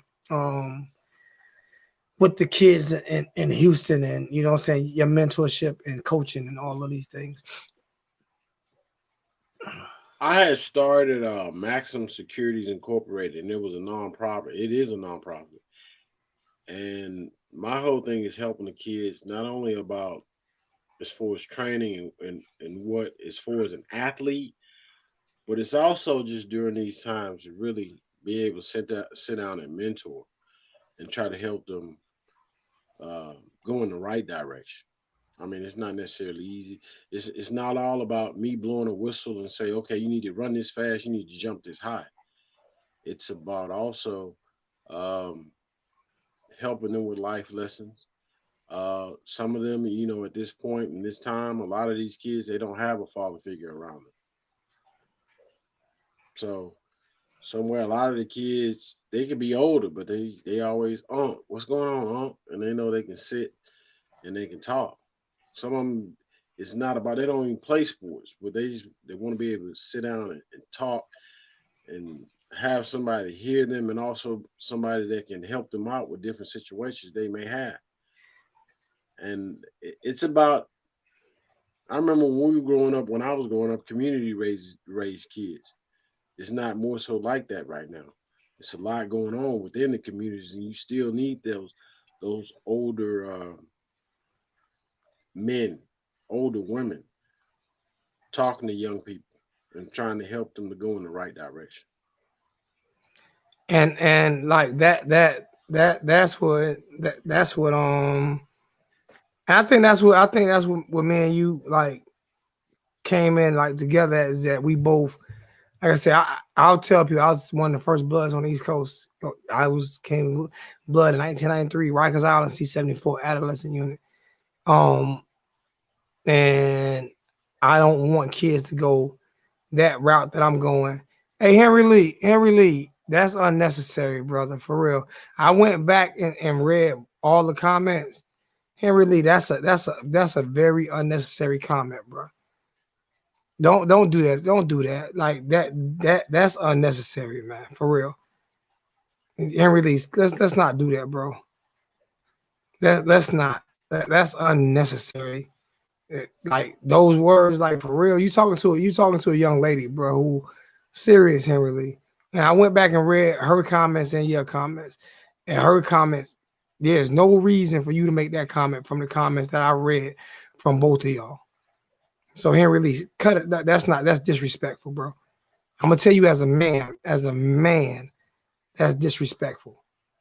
As a man, that's disrespectful. Plus, like I say, we got two-time national champion Charles Pharms on, and we try and do things better. I know I'm still be ignorant, but that right there, come on, Henry Lee, you better than that. You better than that, man. You better than that. Got a $5 donation from Maiden Day, Mr. Pharms. How was it under Jimmy Johnson? You don't miss the Maiden Day. He don't mention the whole Jimmy Johnson thing. Well, wait for like 30 minutes, and you want him to go back over to Jimmy. We got to say that one for another day, because we about to get off, man. We've been off almost 2 hours. I let him. He can answer. I can give it one quick one. Let me read it for you. Mr. Farm, how was it playing under Jimmy Johnson? And if you have a personal story, he done shared 12 personal stories. Now, go ahead, Charles. Go ahead, Charles.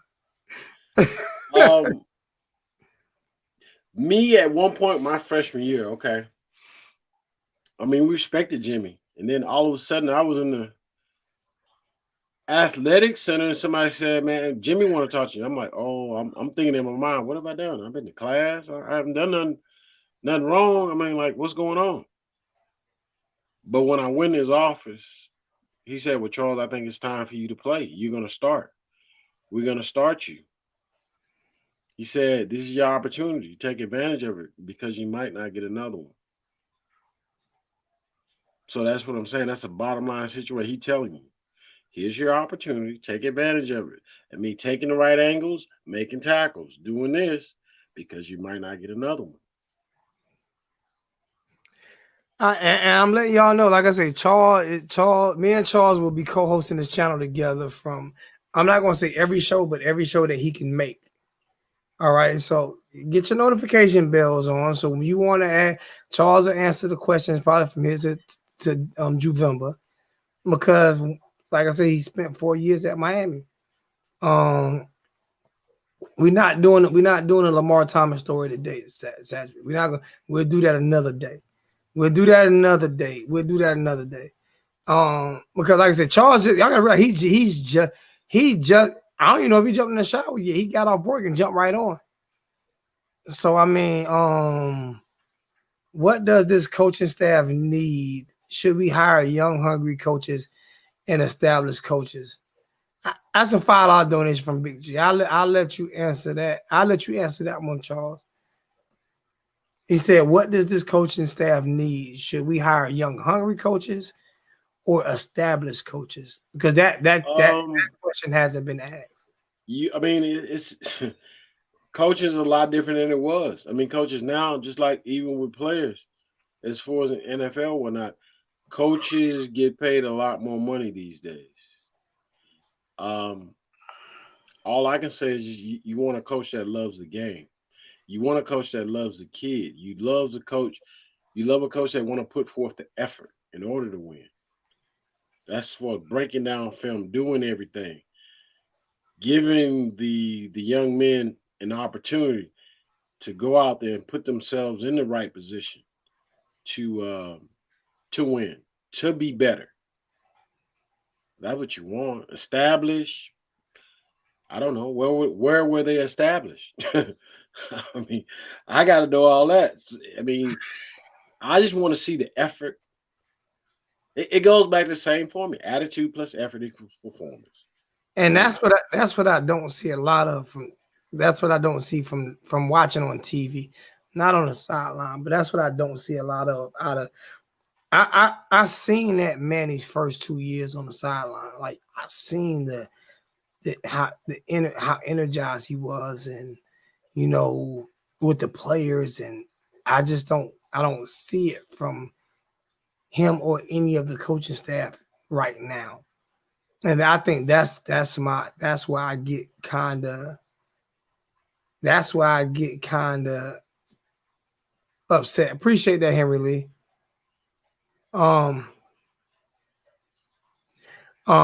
That's why I get kind of mystified at is that if you look at, and I know he's a head coach now, right? But so is Dabo. And I see the energy level from Dabo. No, it doesn't change. He didn't put on when he started at Clemson to now, it's the same energy level. I see when Manny put on that head coach title, his energy level totally changed. It's not.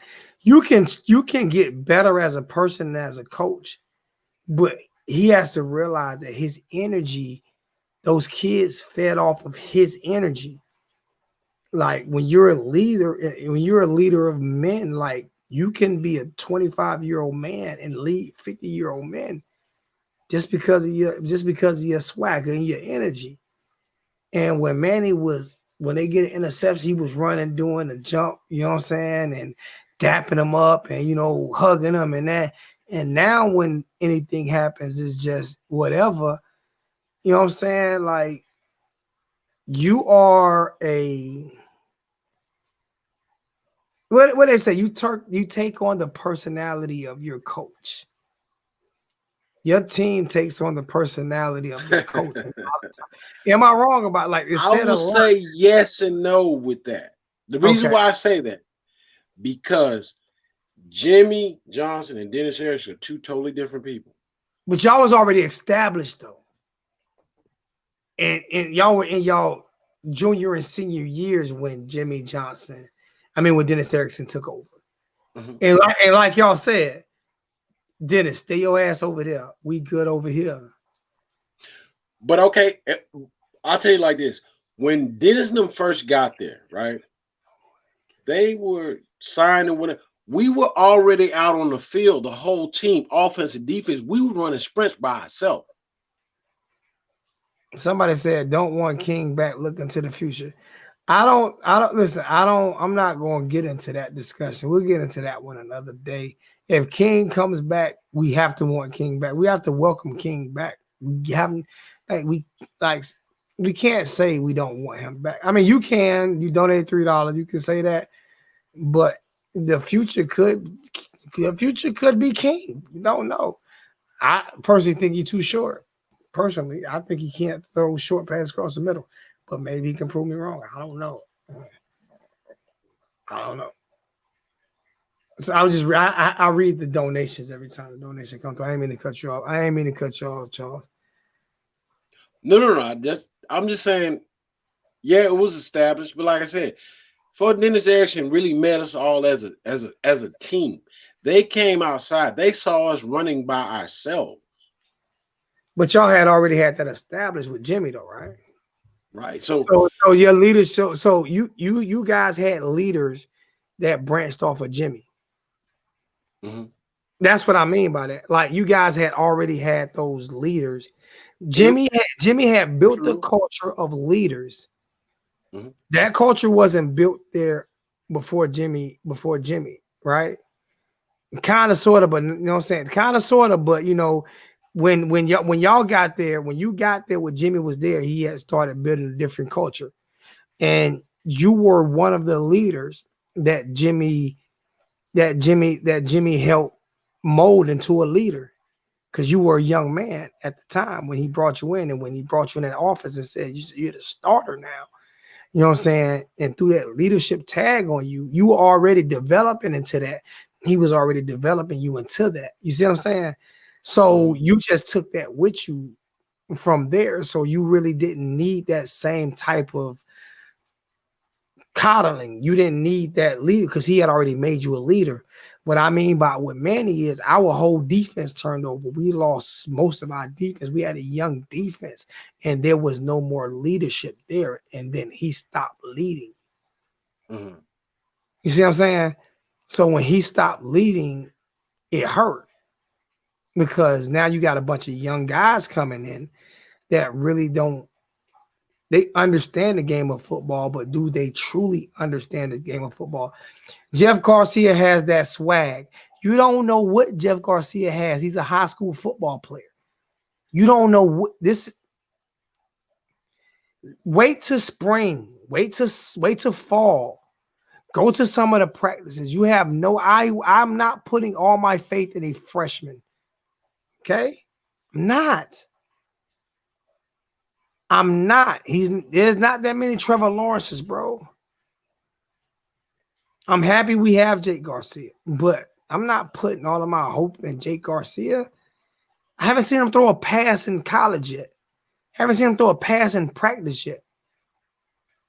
I don't know if he'll mentally break down. You don't know these things. You have to let it run. You got to let the course run his way. Like, we have to stop it with this freshman is going to save us type of thing. Because Jake Garcia might not get good until his junior or senior year, or he might be great year one, but him being great year one is highly unlikely because it rarely ever happens. The odds say it's not going to happen. He may need King to help him develop. Let's stop looking at the shiny new car, man. That shiny new car might break down on you. Then you're going to be talking about how bad Jake Garcia is. I remember everybody when we was getting Tate Martell. Oh, Tate Martell, Tate Martell, Tate Martell. What happened with that?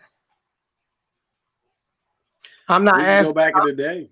I'm not asking that. I'm not asking that question, young Jedi. I'm not letting y'all bait me into asking questions like that.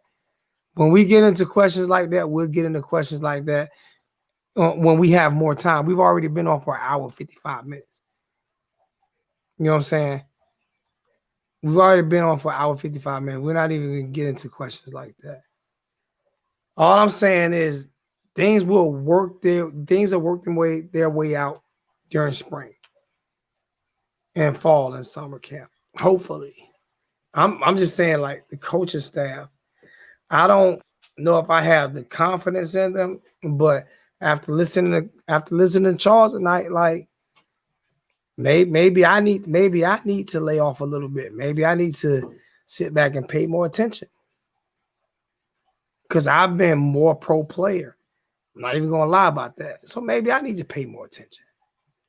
That's why I brought him on. It's a reason why I asked him to come on, man, because I need to get straight sometime. And you guys who have not played football, that really don't understand football, is not going to tell me about really too much if you ain't played to understand it. You can't even draw up a play. You know, Charles, two-time national champion, NFL player. I definitely respect his opinion. I'm just being honest. Plus, he done schooled me a lot outside there. I can't argue with him on a lot of things. So I appreciate it. Like I said, because you making me look at the coaching. That's why main thing I asked you about was coaching all night tonight. Coaching. Just so I can get a different perspective. Because I coached defensive line, but that was in high school. You've coached since you've been retired, basically. I mean, the coaches, they can help players out a lot. But what we used to always say also, once that ball is kicked off, the coach is not involved. He's not making tackles on that field. He's not the one running down on special teams that's making sure he's going to make that play and not missing tackles. I got killed. He's not the one who may miss a pass and whatnot. See, I got killed on a lot of that this year. I got killed on, you know what I'm saying? Coaches weren't telling Al Gore, whoever, to cut now or cut then. That's no. Coaches can also, they can have you prepared to where you're prepared as far as a game plan. And the game plan could be a lot better than some other game plan, but bottom line, those players are playing on that field. Now, you don't call a player trash and nothing like that. You just tell them you got to come back. Come on. I mean, the next time, come on. Let's do it. Give 100%. How do you feel about this star rating? Like, how do you feel about this star rating? Because I see a lot of 5-star bust. I mean, back in the day, it was either coming out of Texas, you're a blue chip, which means you're a player that's been ranked as far as you're a player. I don't really get into the stars because the stars can bring a player down in a certain case. Somebody think they're 5-star, they think, well, shit, their head may get blown up. I don't do it. I'm asking because Caesar said, all I said was Jake has swag. That's not what you said. You said a little bit more, go back and read it. And he's trying to get a 5-star O-lineman. Everybody who comes to Miami recruits for Miami. Do you not remember when what's the running back name? DJ Dallas came to Miami? Half the recruiting class came to Miami because DJ Dallas recruited them. Like half the recruiting class came to Miami because DJ Dallas recruited them. He wasn't Jake Garcia. I'll put it like this. Russell Marion wasn't a 5-star recruit. Neither was Ray Lewis. Ray Lewis said he got picked on the last day of training. On the last day. The last day.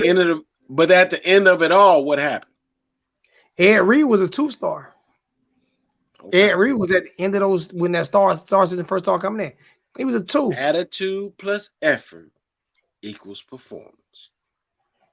Ed Reed was a 2-star. He was a 2. I like. So it's just people can have their stars and everything, but I mean, and I mean they should be rated. I mean, ranked or something like that. But day in and day out, it don't matter what star you are. You still got to play once it's time for you to play on the football field. But see, that star system can lie a little bit too. And what I mean by that is you can be a 5-star running back in the state of, let's say, Illinois. You can be a 5-star running back in Illinois, but if you was in the state of Florida, you might have been a 2 or 3-star. You might not have got all them 5 stars in Miami. You might not have got all them 5 stars in Texas. But you put up so many yards. You put up so many yards in Illinois because the competition level is way slower. You might not have been that 5-star in Ohio. See, people get mad because he's saying Ohio, but Ohio, when it comes to track and field, I'm talking about high school. When it comes to track and field, basketball and football, Ohio is great at all 3 of those. The state of Ohio is great at all 3 of those. You know what I'm saying? You might not get that 5-star in Miami, in Florida and Texas, or in Georgia, or in Ohio, or in California, that you will get in Indiana. You see what I'm saying? And just because you're a 5-star offensive lineman in the state of Indiana, when you get to Miami and get a hold of that heat,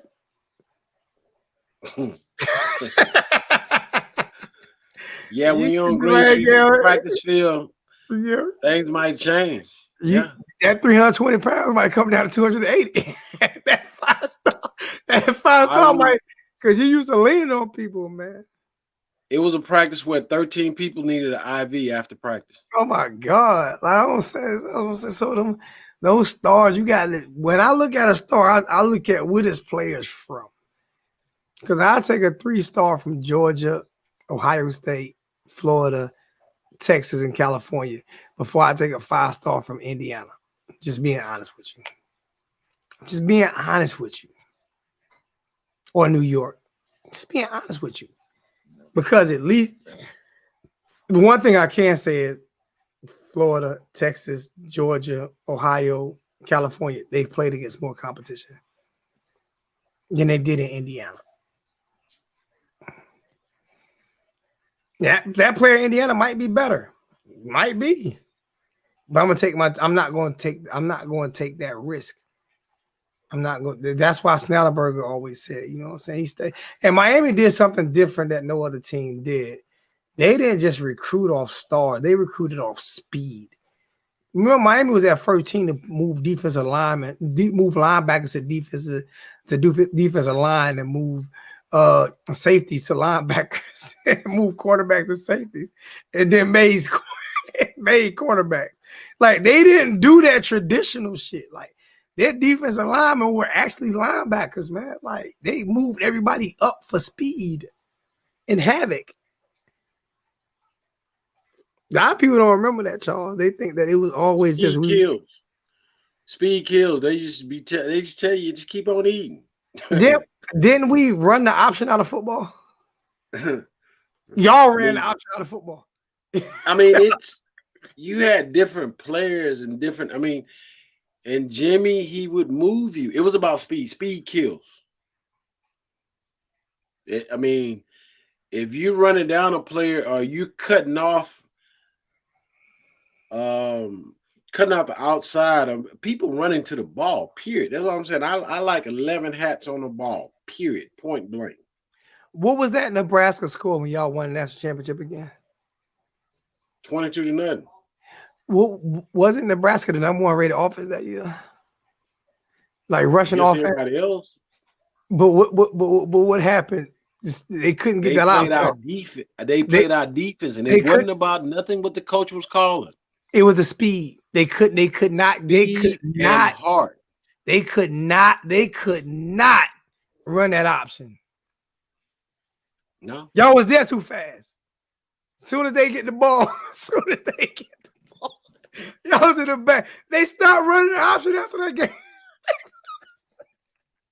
They stopped running the option after that game, man. Like for real. When it said that Charles Farm was a part of the team that helped run the option out of college football. Just think about it.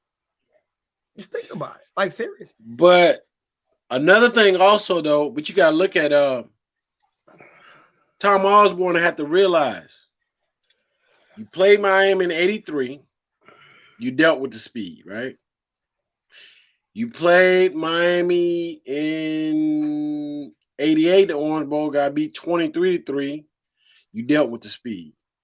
Then you had to deal with him again in 91 in the Orange Bowl, 22-0. You had to deal with speed. You would think he would make an adjustment. They finally did. They finally said, fuck it. And he changed it, and they ended up winning a couple of national championships. So they finally said, fuck it. We can Joe Frazier with Tommy Frazier. We gotta do something. Cause we can't keep running to these guys, man, and they killing us. They had the football before we handed it off. But he made an adjustment though. And matter of fact, Nebraska was one of the schools I visited. But what I mean, y'all ran the option out of football, man. Miami ran the option out of football. Miami literally ran the option out of football. The thing about it is like this. Okay, if we got somebody that's running that offense, Nebraska offense, he might run a 4-3. That's that quarterback that's doing an option. That's a scout team guy that we'll have doing that. Somebody that run a 4-3, 4-4. Their running backs didn't run 4-3, 4-4. Their running backs ran 6-4. You got to prepare yourself. Oh my God! In order to be ready to go into war. Y'all guys were trendsetters on every level. Like on every. I wish I could have Uncle Lou over here, because see, he could never. Georgia fans, let me explain something to you. And yeah, I'm taking a shot at y'all again. The only way y'all could witness greatness, the way I'm talking to Charles Farms, is if y'all go talk to Walter Payton. I mean, not Walter Payton, Herschel Walker. That was y'all. That was it for you. That was it for y'all, man. That was it. You can say I'm living in the past all you want. I'm enjoying this. I'm enjoying talking to one of the greatest Miami Hurricanes of all time. I'm enjoying this. This is like, hey, it is what it is, man. Hey, it's this. These are facts, not fictions. This is the history that kids need to know and need to understand how hard it was for you guys. It wasn't easy. It wasn't easy. But y'all played against each other to make it easier on Saturday. Attitude plus effort equals performance. I gotta put. And that's whether back in the day, if it was Rocket Ishmael, it was whoever, whatever it was. If it was Marshall Falk, and Marshall, his freshman year, he ran for 152 yards on us as a freshman. Marshall won the game. It was blown out, but it was a different level back too, though. Like he's totally different. But you still, as a defense, you had to deal with it. Yeah. But you know what? Right? Sometimes you give up. You give up something to you might give that up to stop everything else. You know what I'm saying? You might, because it's hard to, if you got great players, you know, sometimes great players are going to get their own. You know, sometimes great players is no matter how great you are, sometimes great players are just great and they're going to get their own. But you shut everything else down and he got his, then you win the game. You know what I'm saying? The problem with, remember the Bulls, the problem with the Bulls was Michael Jordan got his, but so did Pippen, and then BJ and all them other guys hit clutch shots. So if you just if Michael would just got his and that was it, then they wouldn't have 6 championships. But then when that's the Michael, whole thing about it is, I mean, Marshall did what he did, but what do you think the rest of the offense did? nothing. That's right. They did nothing. Nothing. You shut all that down. So Marshall got his, the rest of the offense got nothing, and y'all won the game. Exactly. That's simple. That's what I'm saying. Like, attitude plus effort. Say that again. Attitude plus effort equal. How'd you say it? Attitude plus effort equals performance. Attitude. We got to get that. When you want, I'm gonna get that. So you got to text that to me so I can get that shirt made. You could text that to me so I can get that hashtag Charles Farm. That's your hashtag. We got that's your hashtag, man. That's your hashtag. Hashtag Charles Farm, attitude plus effort equals performance. I'm getting those shirts made. And I'm gonna give away 20. I'm gonna give away 20 of those shirts. I'm gonna let Charles pick the color. I like black. With that. I'm gonna let Charles pick the color he wants. I have a friend of mine who does shirts. We're gonna get those shirts made.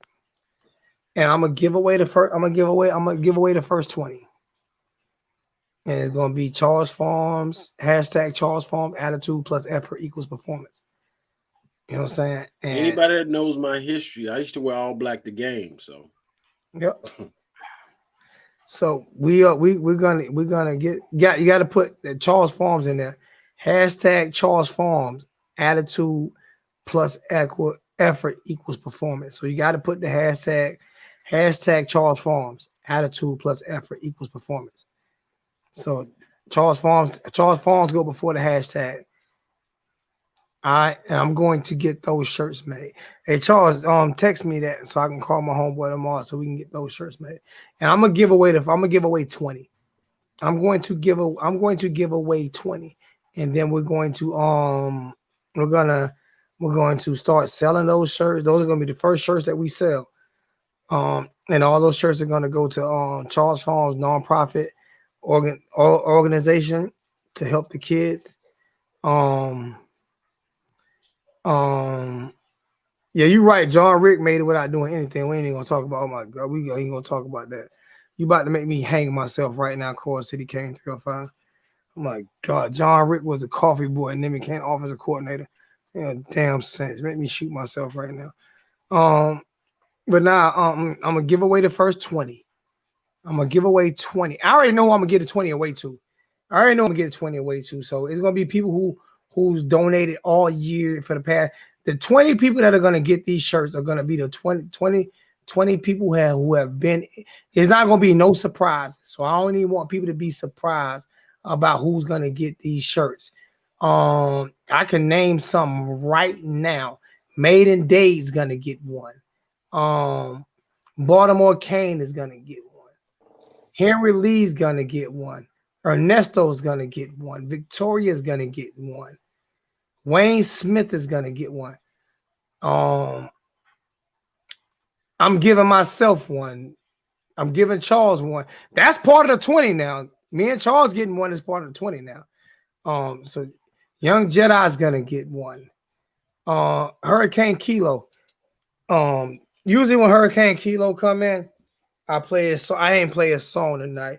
Hey Google, play Bricks by Gucci Mane. Bricks by Gucci Mane. Sure. Playing on YouTube Music. So I usually play this when Kilo come in.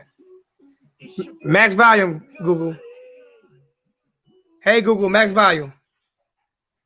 Gucci Mane, the flip. My nigga Ralph in here.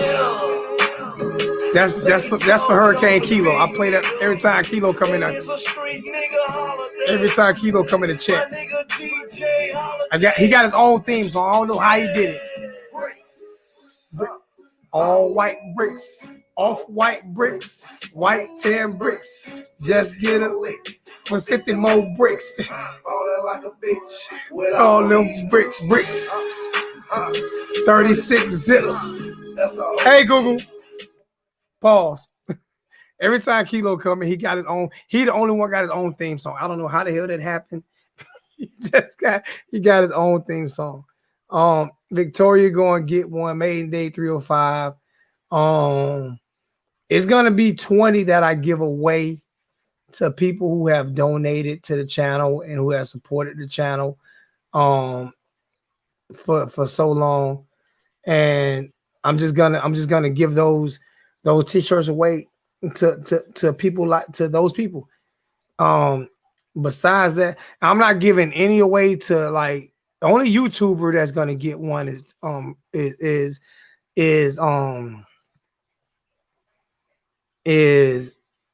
Young Jedi. He's the only YouTuber there's no other YouTubers gonna get them, because I want to give them to the fan base. You know what I'm saying? I mentioned you, Kelsey. Talking about what about me? I mentioned you, Kelsey. I did say Kelsey. You know what I'm saying? So there will be 20 given away. I'm not gonna say when they'll be made, but hashtag Charles Pharms, attitude plus effort equals performance. Please text me that tonight, Charles, so I don't forget that. Please text me that tonight so I don't forget it. And I'm gonna talk to my homeboy. I'm gonna talk to my homeboy Al tomorrow, and we will get those shirts made, and then I'll ask y'all the sizes, and they won't be until probably until around springtime. You know what I'm saying? Because we have to come up with. Charles gonna have to come up with a. You want to put the Grim Reaper on them, Charles? We don't necessarily have to. Some people take the Grim Reaper as a. I don't care if you listen to me. Listen to me. This if you don't work that out. If you don't respect the Reaper, then you don't have to get a shirt. Like the Reaper's true. Like when you that's who come get you. It's not satanic. No, Just it's not. Just like 666 isn't satanic, but people do with 666 that's satanic, and it's not. If you Google if you really being delivered wherever you go, that's where you go. Exactly. So if you do 666, it's not satanic. Like people, I have no empathy or sympathy for people who don't read. So if you think the Grim Reaper is satanic, then that's on you. Then you don't get a shirt. I'm okay with that. I love wearing mine. Every time I wear this, I get more compliments on this than I do on my Sebastian. That is so real because no one sees this. Mm-hmm. And Henry Lee gets one. A couple of tats, so I got permanent ink on me. I appreciate that $6, but the shirt costs more than $6, bro. You know what I'm saying? Core City Kane. Like I got people that have donated hundreds and hundreds of dollars to this channel. You know what I'm saying? Like no disrespect, but I appreciate the other $4 donation. I might cut you a discount, but I already got 20 people in my mind that for the first batch that I'm making. But I most definitely appreciate that $6 donation. I most definitely appreciate that. Louisiana Kane will be getting one all day. See, people that I'm mentioning that's getting one is people that not just donated money to the channel, but people who have been consistent every week, week in, week out, loyal, hitting the like button. Not just about money. It's not just, that's why I'm saying I'm giving away 20 because some people haven't ever donated. That's getting a shirt. It's not about the money because that right there is going to have his organization on it. So it's about helping spread the word. And then the other ones we sell, the whole profit will go to the his organization to help these kids. Louisiana Kane, we got Charles Pharms on, but we about to get off. We're gonna be back on hopefully tomorrow after the game. You know what I'm saying? Hopefully tomorrow after the game, he'll be in the chat. I'm gonna call him and wake him up if he sleep. You know, ain't mad. I'm gonna call him and wake him up if he sleep after the game. But Charles, what's your parting shots, man? What's your parting shots, please? I'm glad to be with the family, you know, talking about well, not only sports, talking about life and different things like that. All I can say is all we can do is move forward and be positive. You know what I'm saying? And work together to do positive things. Not per se bash, bring each other down. Let's try to lift each other up. You know what I'm saying? All my thing is I like to say shoot for the moon. If you miss, at least you'll land amongst the stars. God dang, bro. Stop coming with all these doggone sayings, like making me look. I usually look the smartest. Dang. All these damn sayings, man. You already got one shirt made. God, dang, like, and that shirt gonna be so fire. Me and Louisiana King gonna wear that joker we gonna wear ours to the Alabama game. Hey, Henry Lee, yours gonna have a U on it now. We wearing ours to the Alabama game, homie. We wearing ours to the Alabama game. And me and Louisiana Kings is gonna be ours is gonna be autographed because I'm sending them straight to Charles so he can autograph them and send them straight back. Gee. Everybody now, if you want yours autographed, if you want your shirt autographed by Charles, then you hit me up, you hit Charles up, and we will ship them to Charles, and he will autograph them for a fee that of his liking. I'm just being honest with you. So if you want it autographed, or anybody, people realize that autographs are not free, and plus, like I said, it's going to a good cause. It's going to help these kids, and it's going to help these kids and the youth.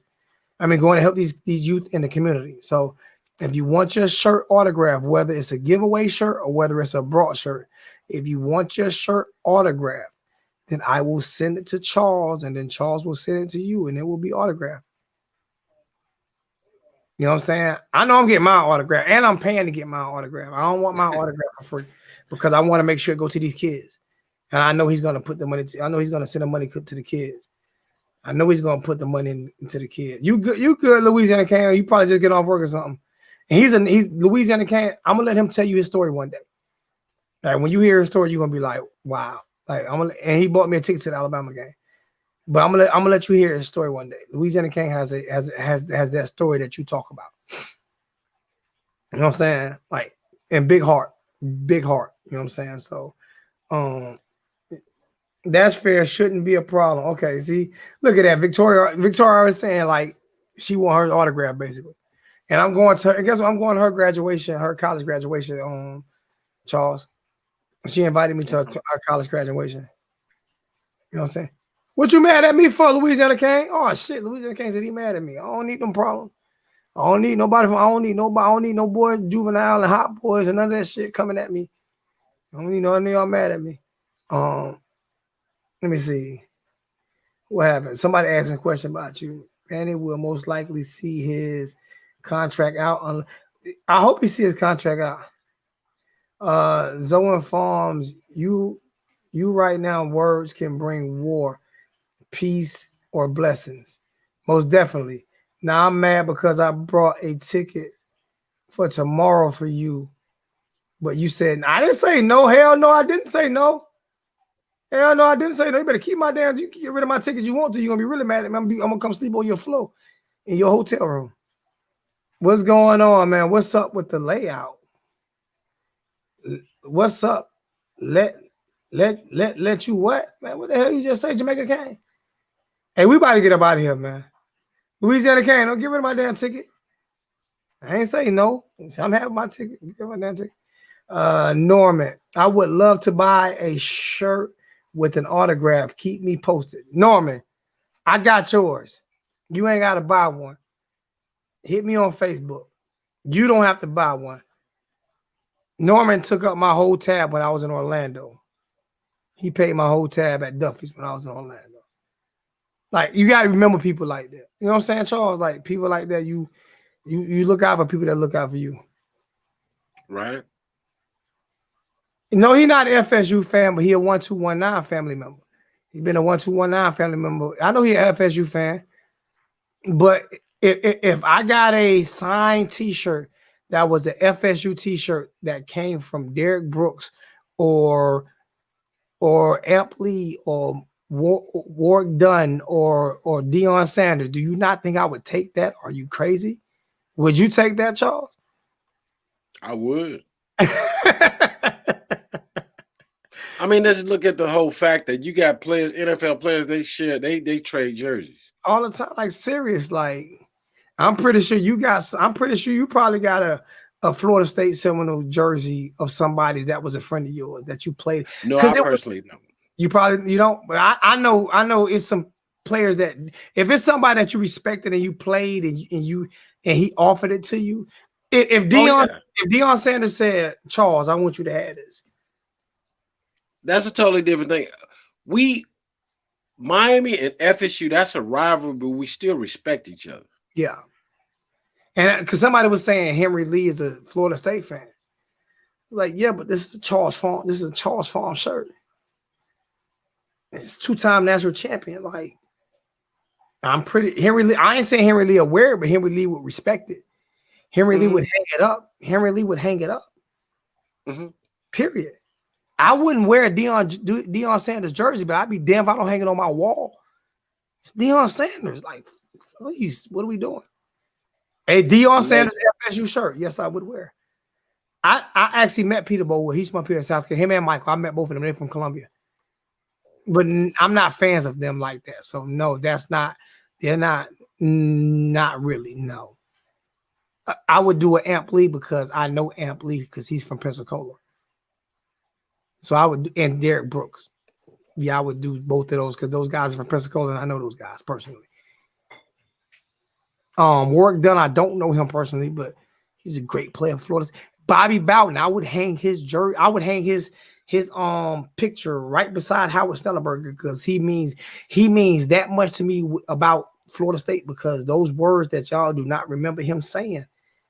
He's when Florida ducked Miami and they asked him, if you didn't play Miami, you remember that if you didn't play Miami, you might have 6, 7, 8 national championships. He said, yeah, but I would have ducked Miami and I wouldn't even be a state champion. He didn't want to duck Miami like Florida did. You can't respect that.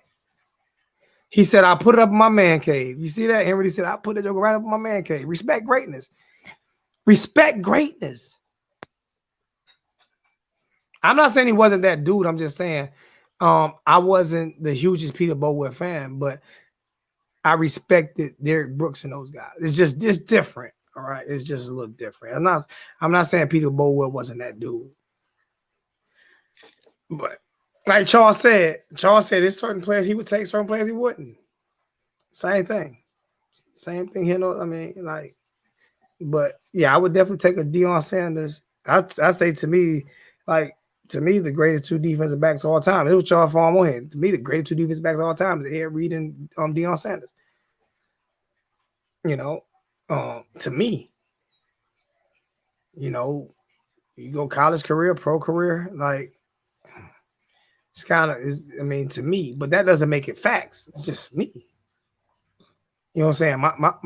My favorite Hurricane is Jerome Brown. He didn't win the NFL Super Bowl. That's my favorite player of all times. He didn't win a Super Bowl in the NFL. He died young. Jerome was that guy. I loved it. That was my favorite player ever. I never forget when he walked. Was it Penn State? When he walked out there with the fatigues on. Was that Penn State? With the fatigues? Charles, was that the Penn State game with the fatigues?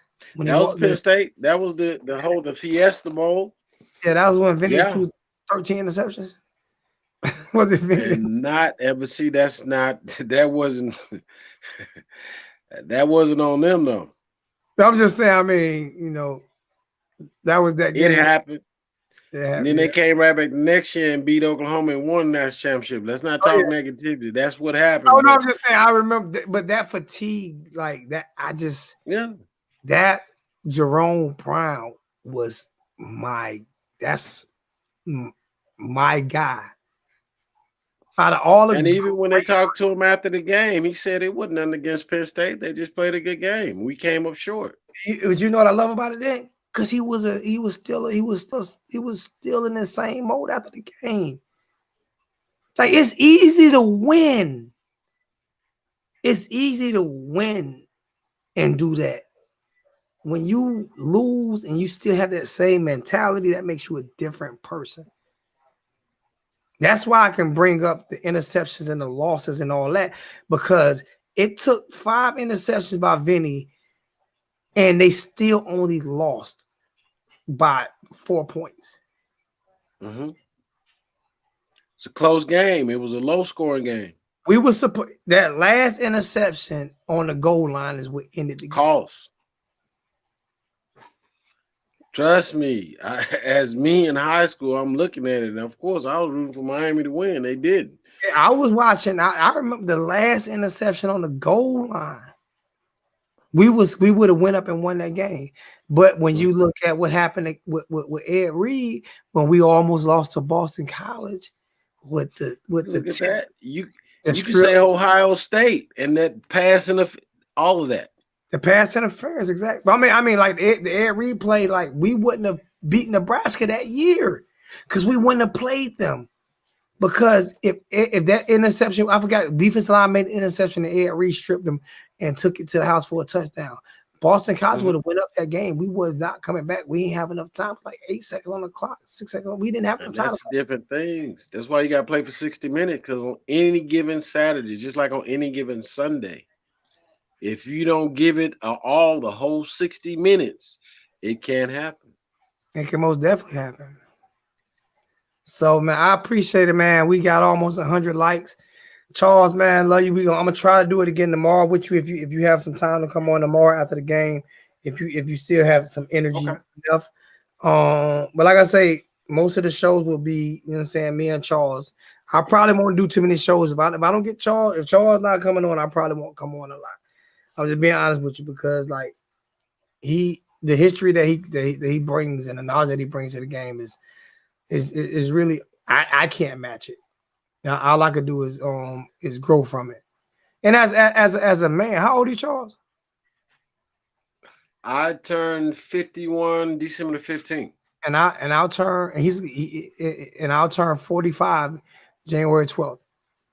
Like when I say the big bro, he teaches me, he allows me to talk, but he'll shut me up when need be and educate me. Nothing but respect. Like I've been telling you guys about Charles for 4 or 5 years. The big homie's a true, genuine guy. And you guys are going to get to know him. And hopefully you guys will get to know him enough to where he can really do what he want to do and touch these kids, because that's what he's here for. So, big bro, love you, man. Hopefully I can catch you in the mall. Salute to the chat. I love you guys, man. You guys stay blessed up, man. Hopefully we will win. I'm not saying hopefully we will win tomorrow. I'm not saying by how much, but Charles said positive vibes, so we will win tomorrow. And what's your hashtag, Charles? My hashtag, as far as us winning tomorrow? No, your hashtag going on the shirts. What's your hashtag? My hashtag on the show, I'm a co-host. I'm just a Hurricane fan. I'm all about winning. Give me a W. And hey, I'm family. I'm family. And they got hashtag be okay state. Got you, Maiden Day. Love y'all guys, man. We out, man. All right. Much love and God bless.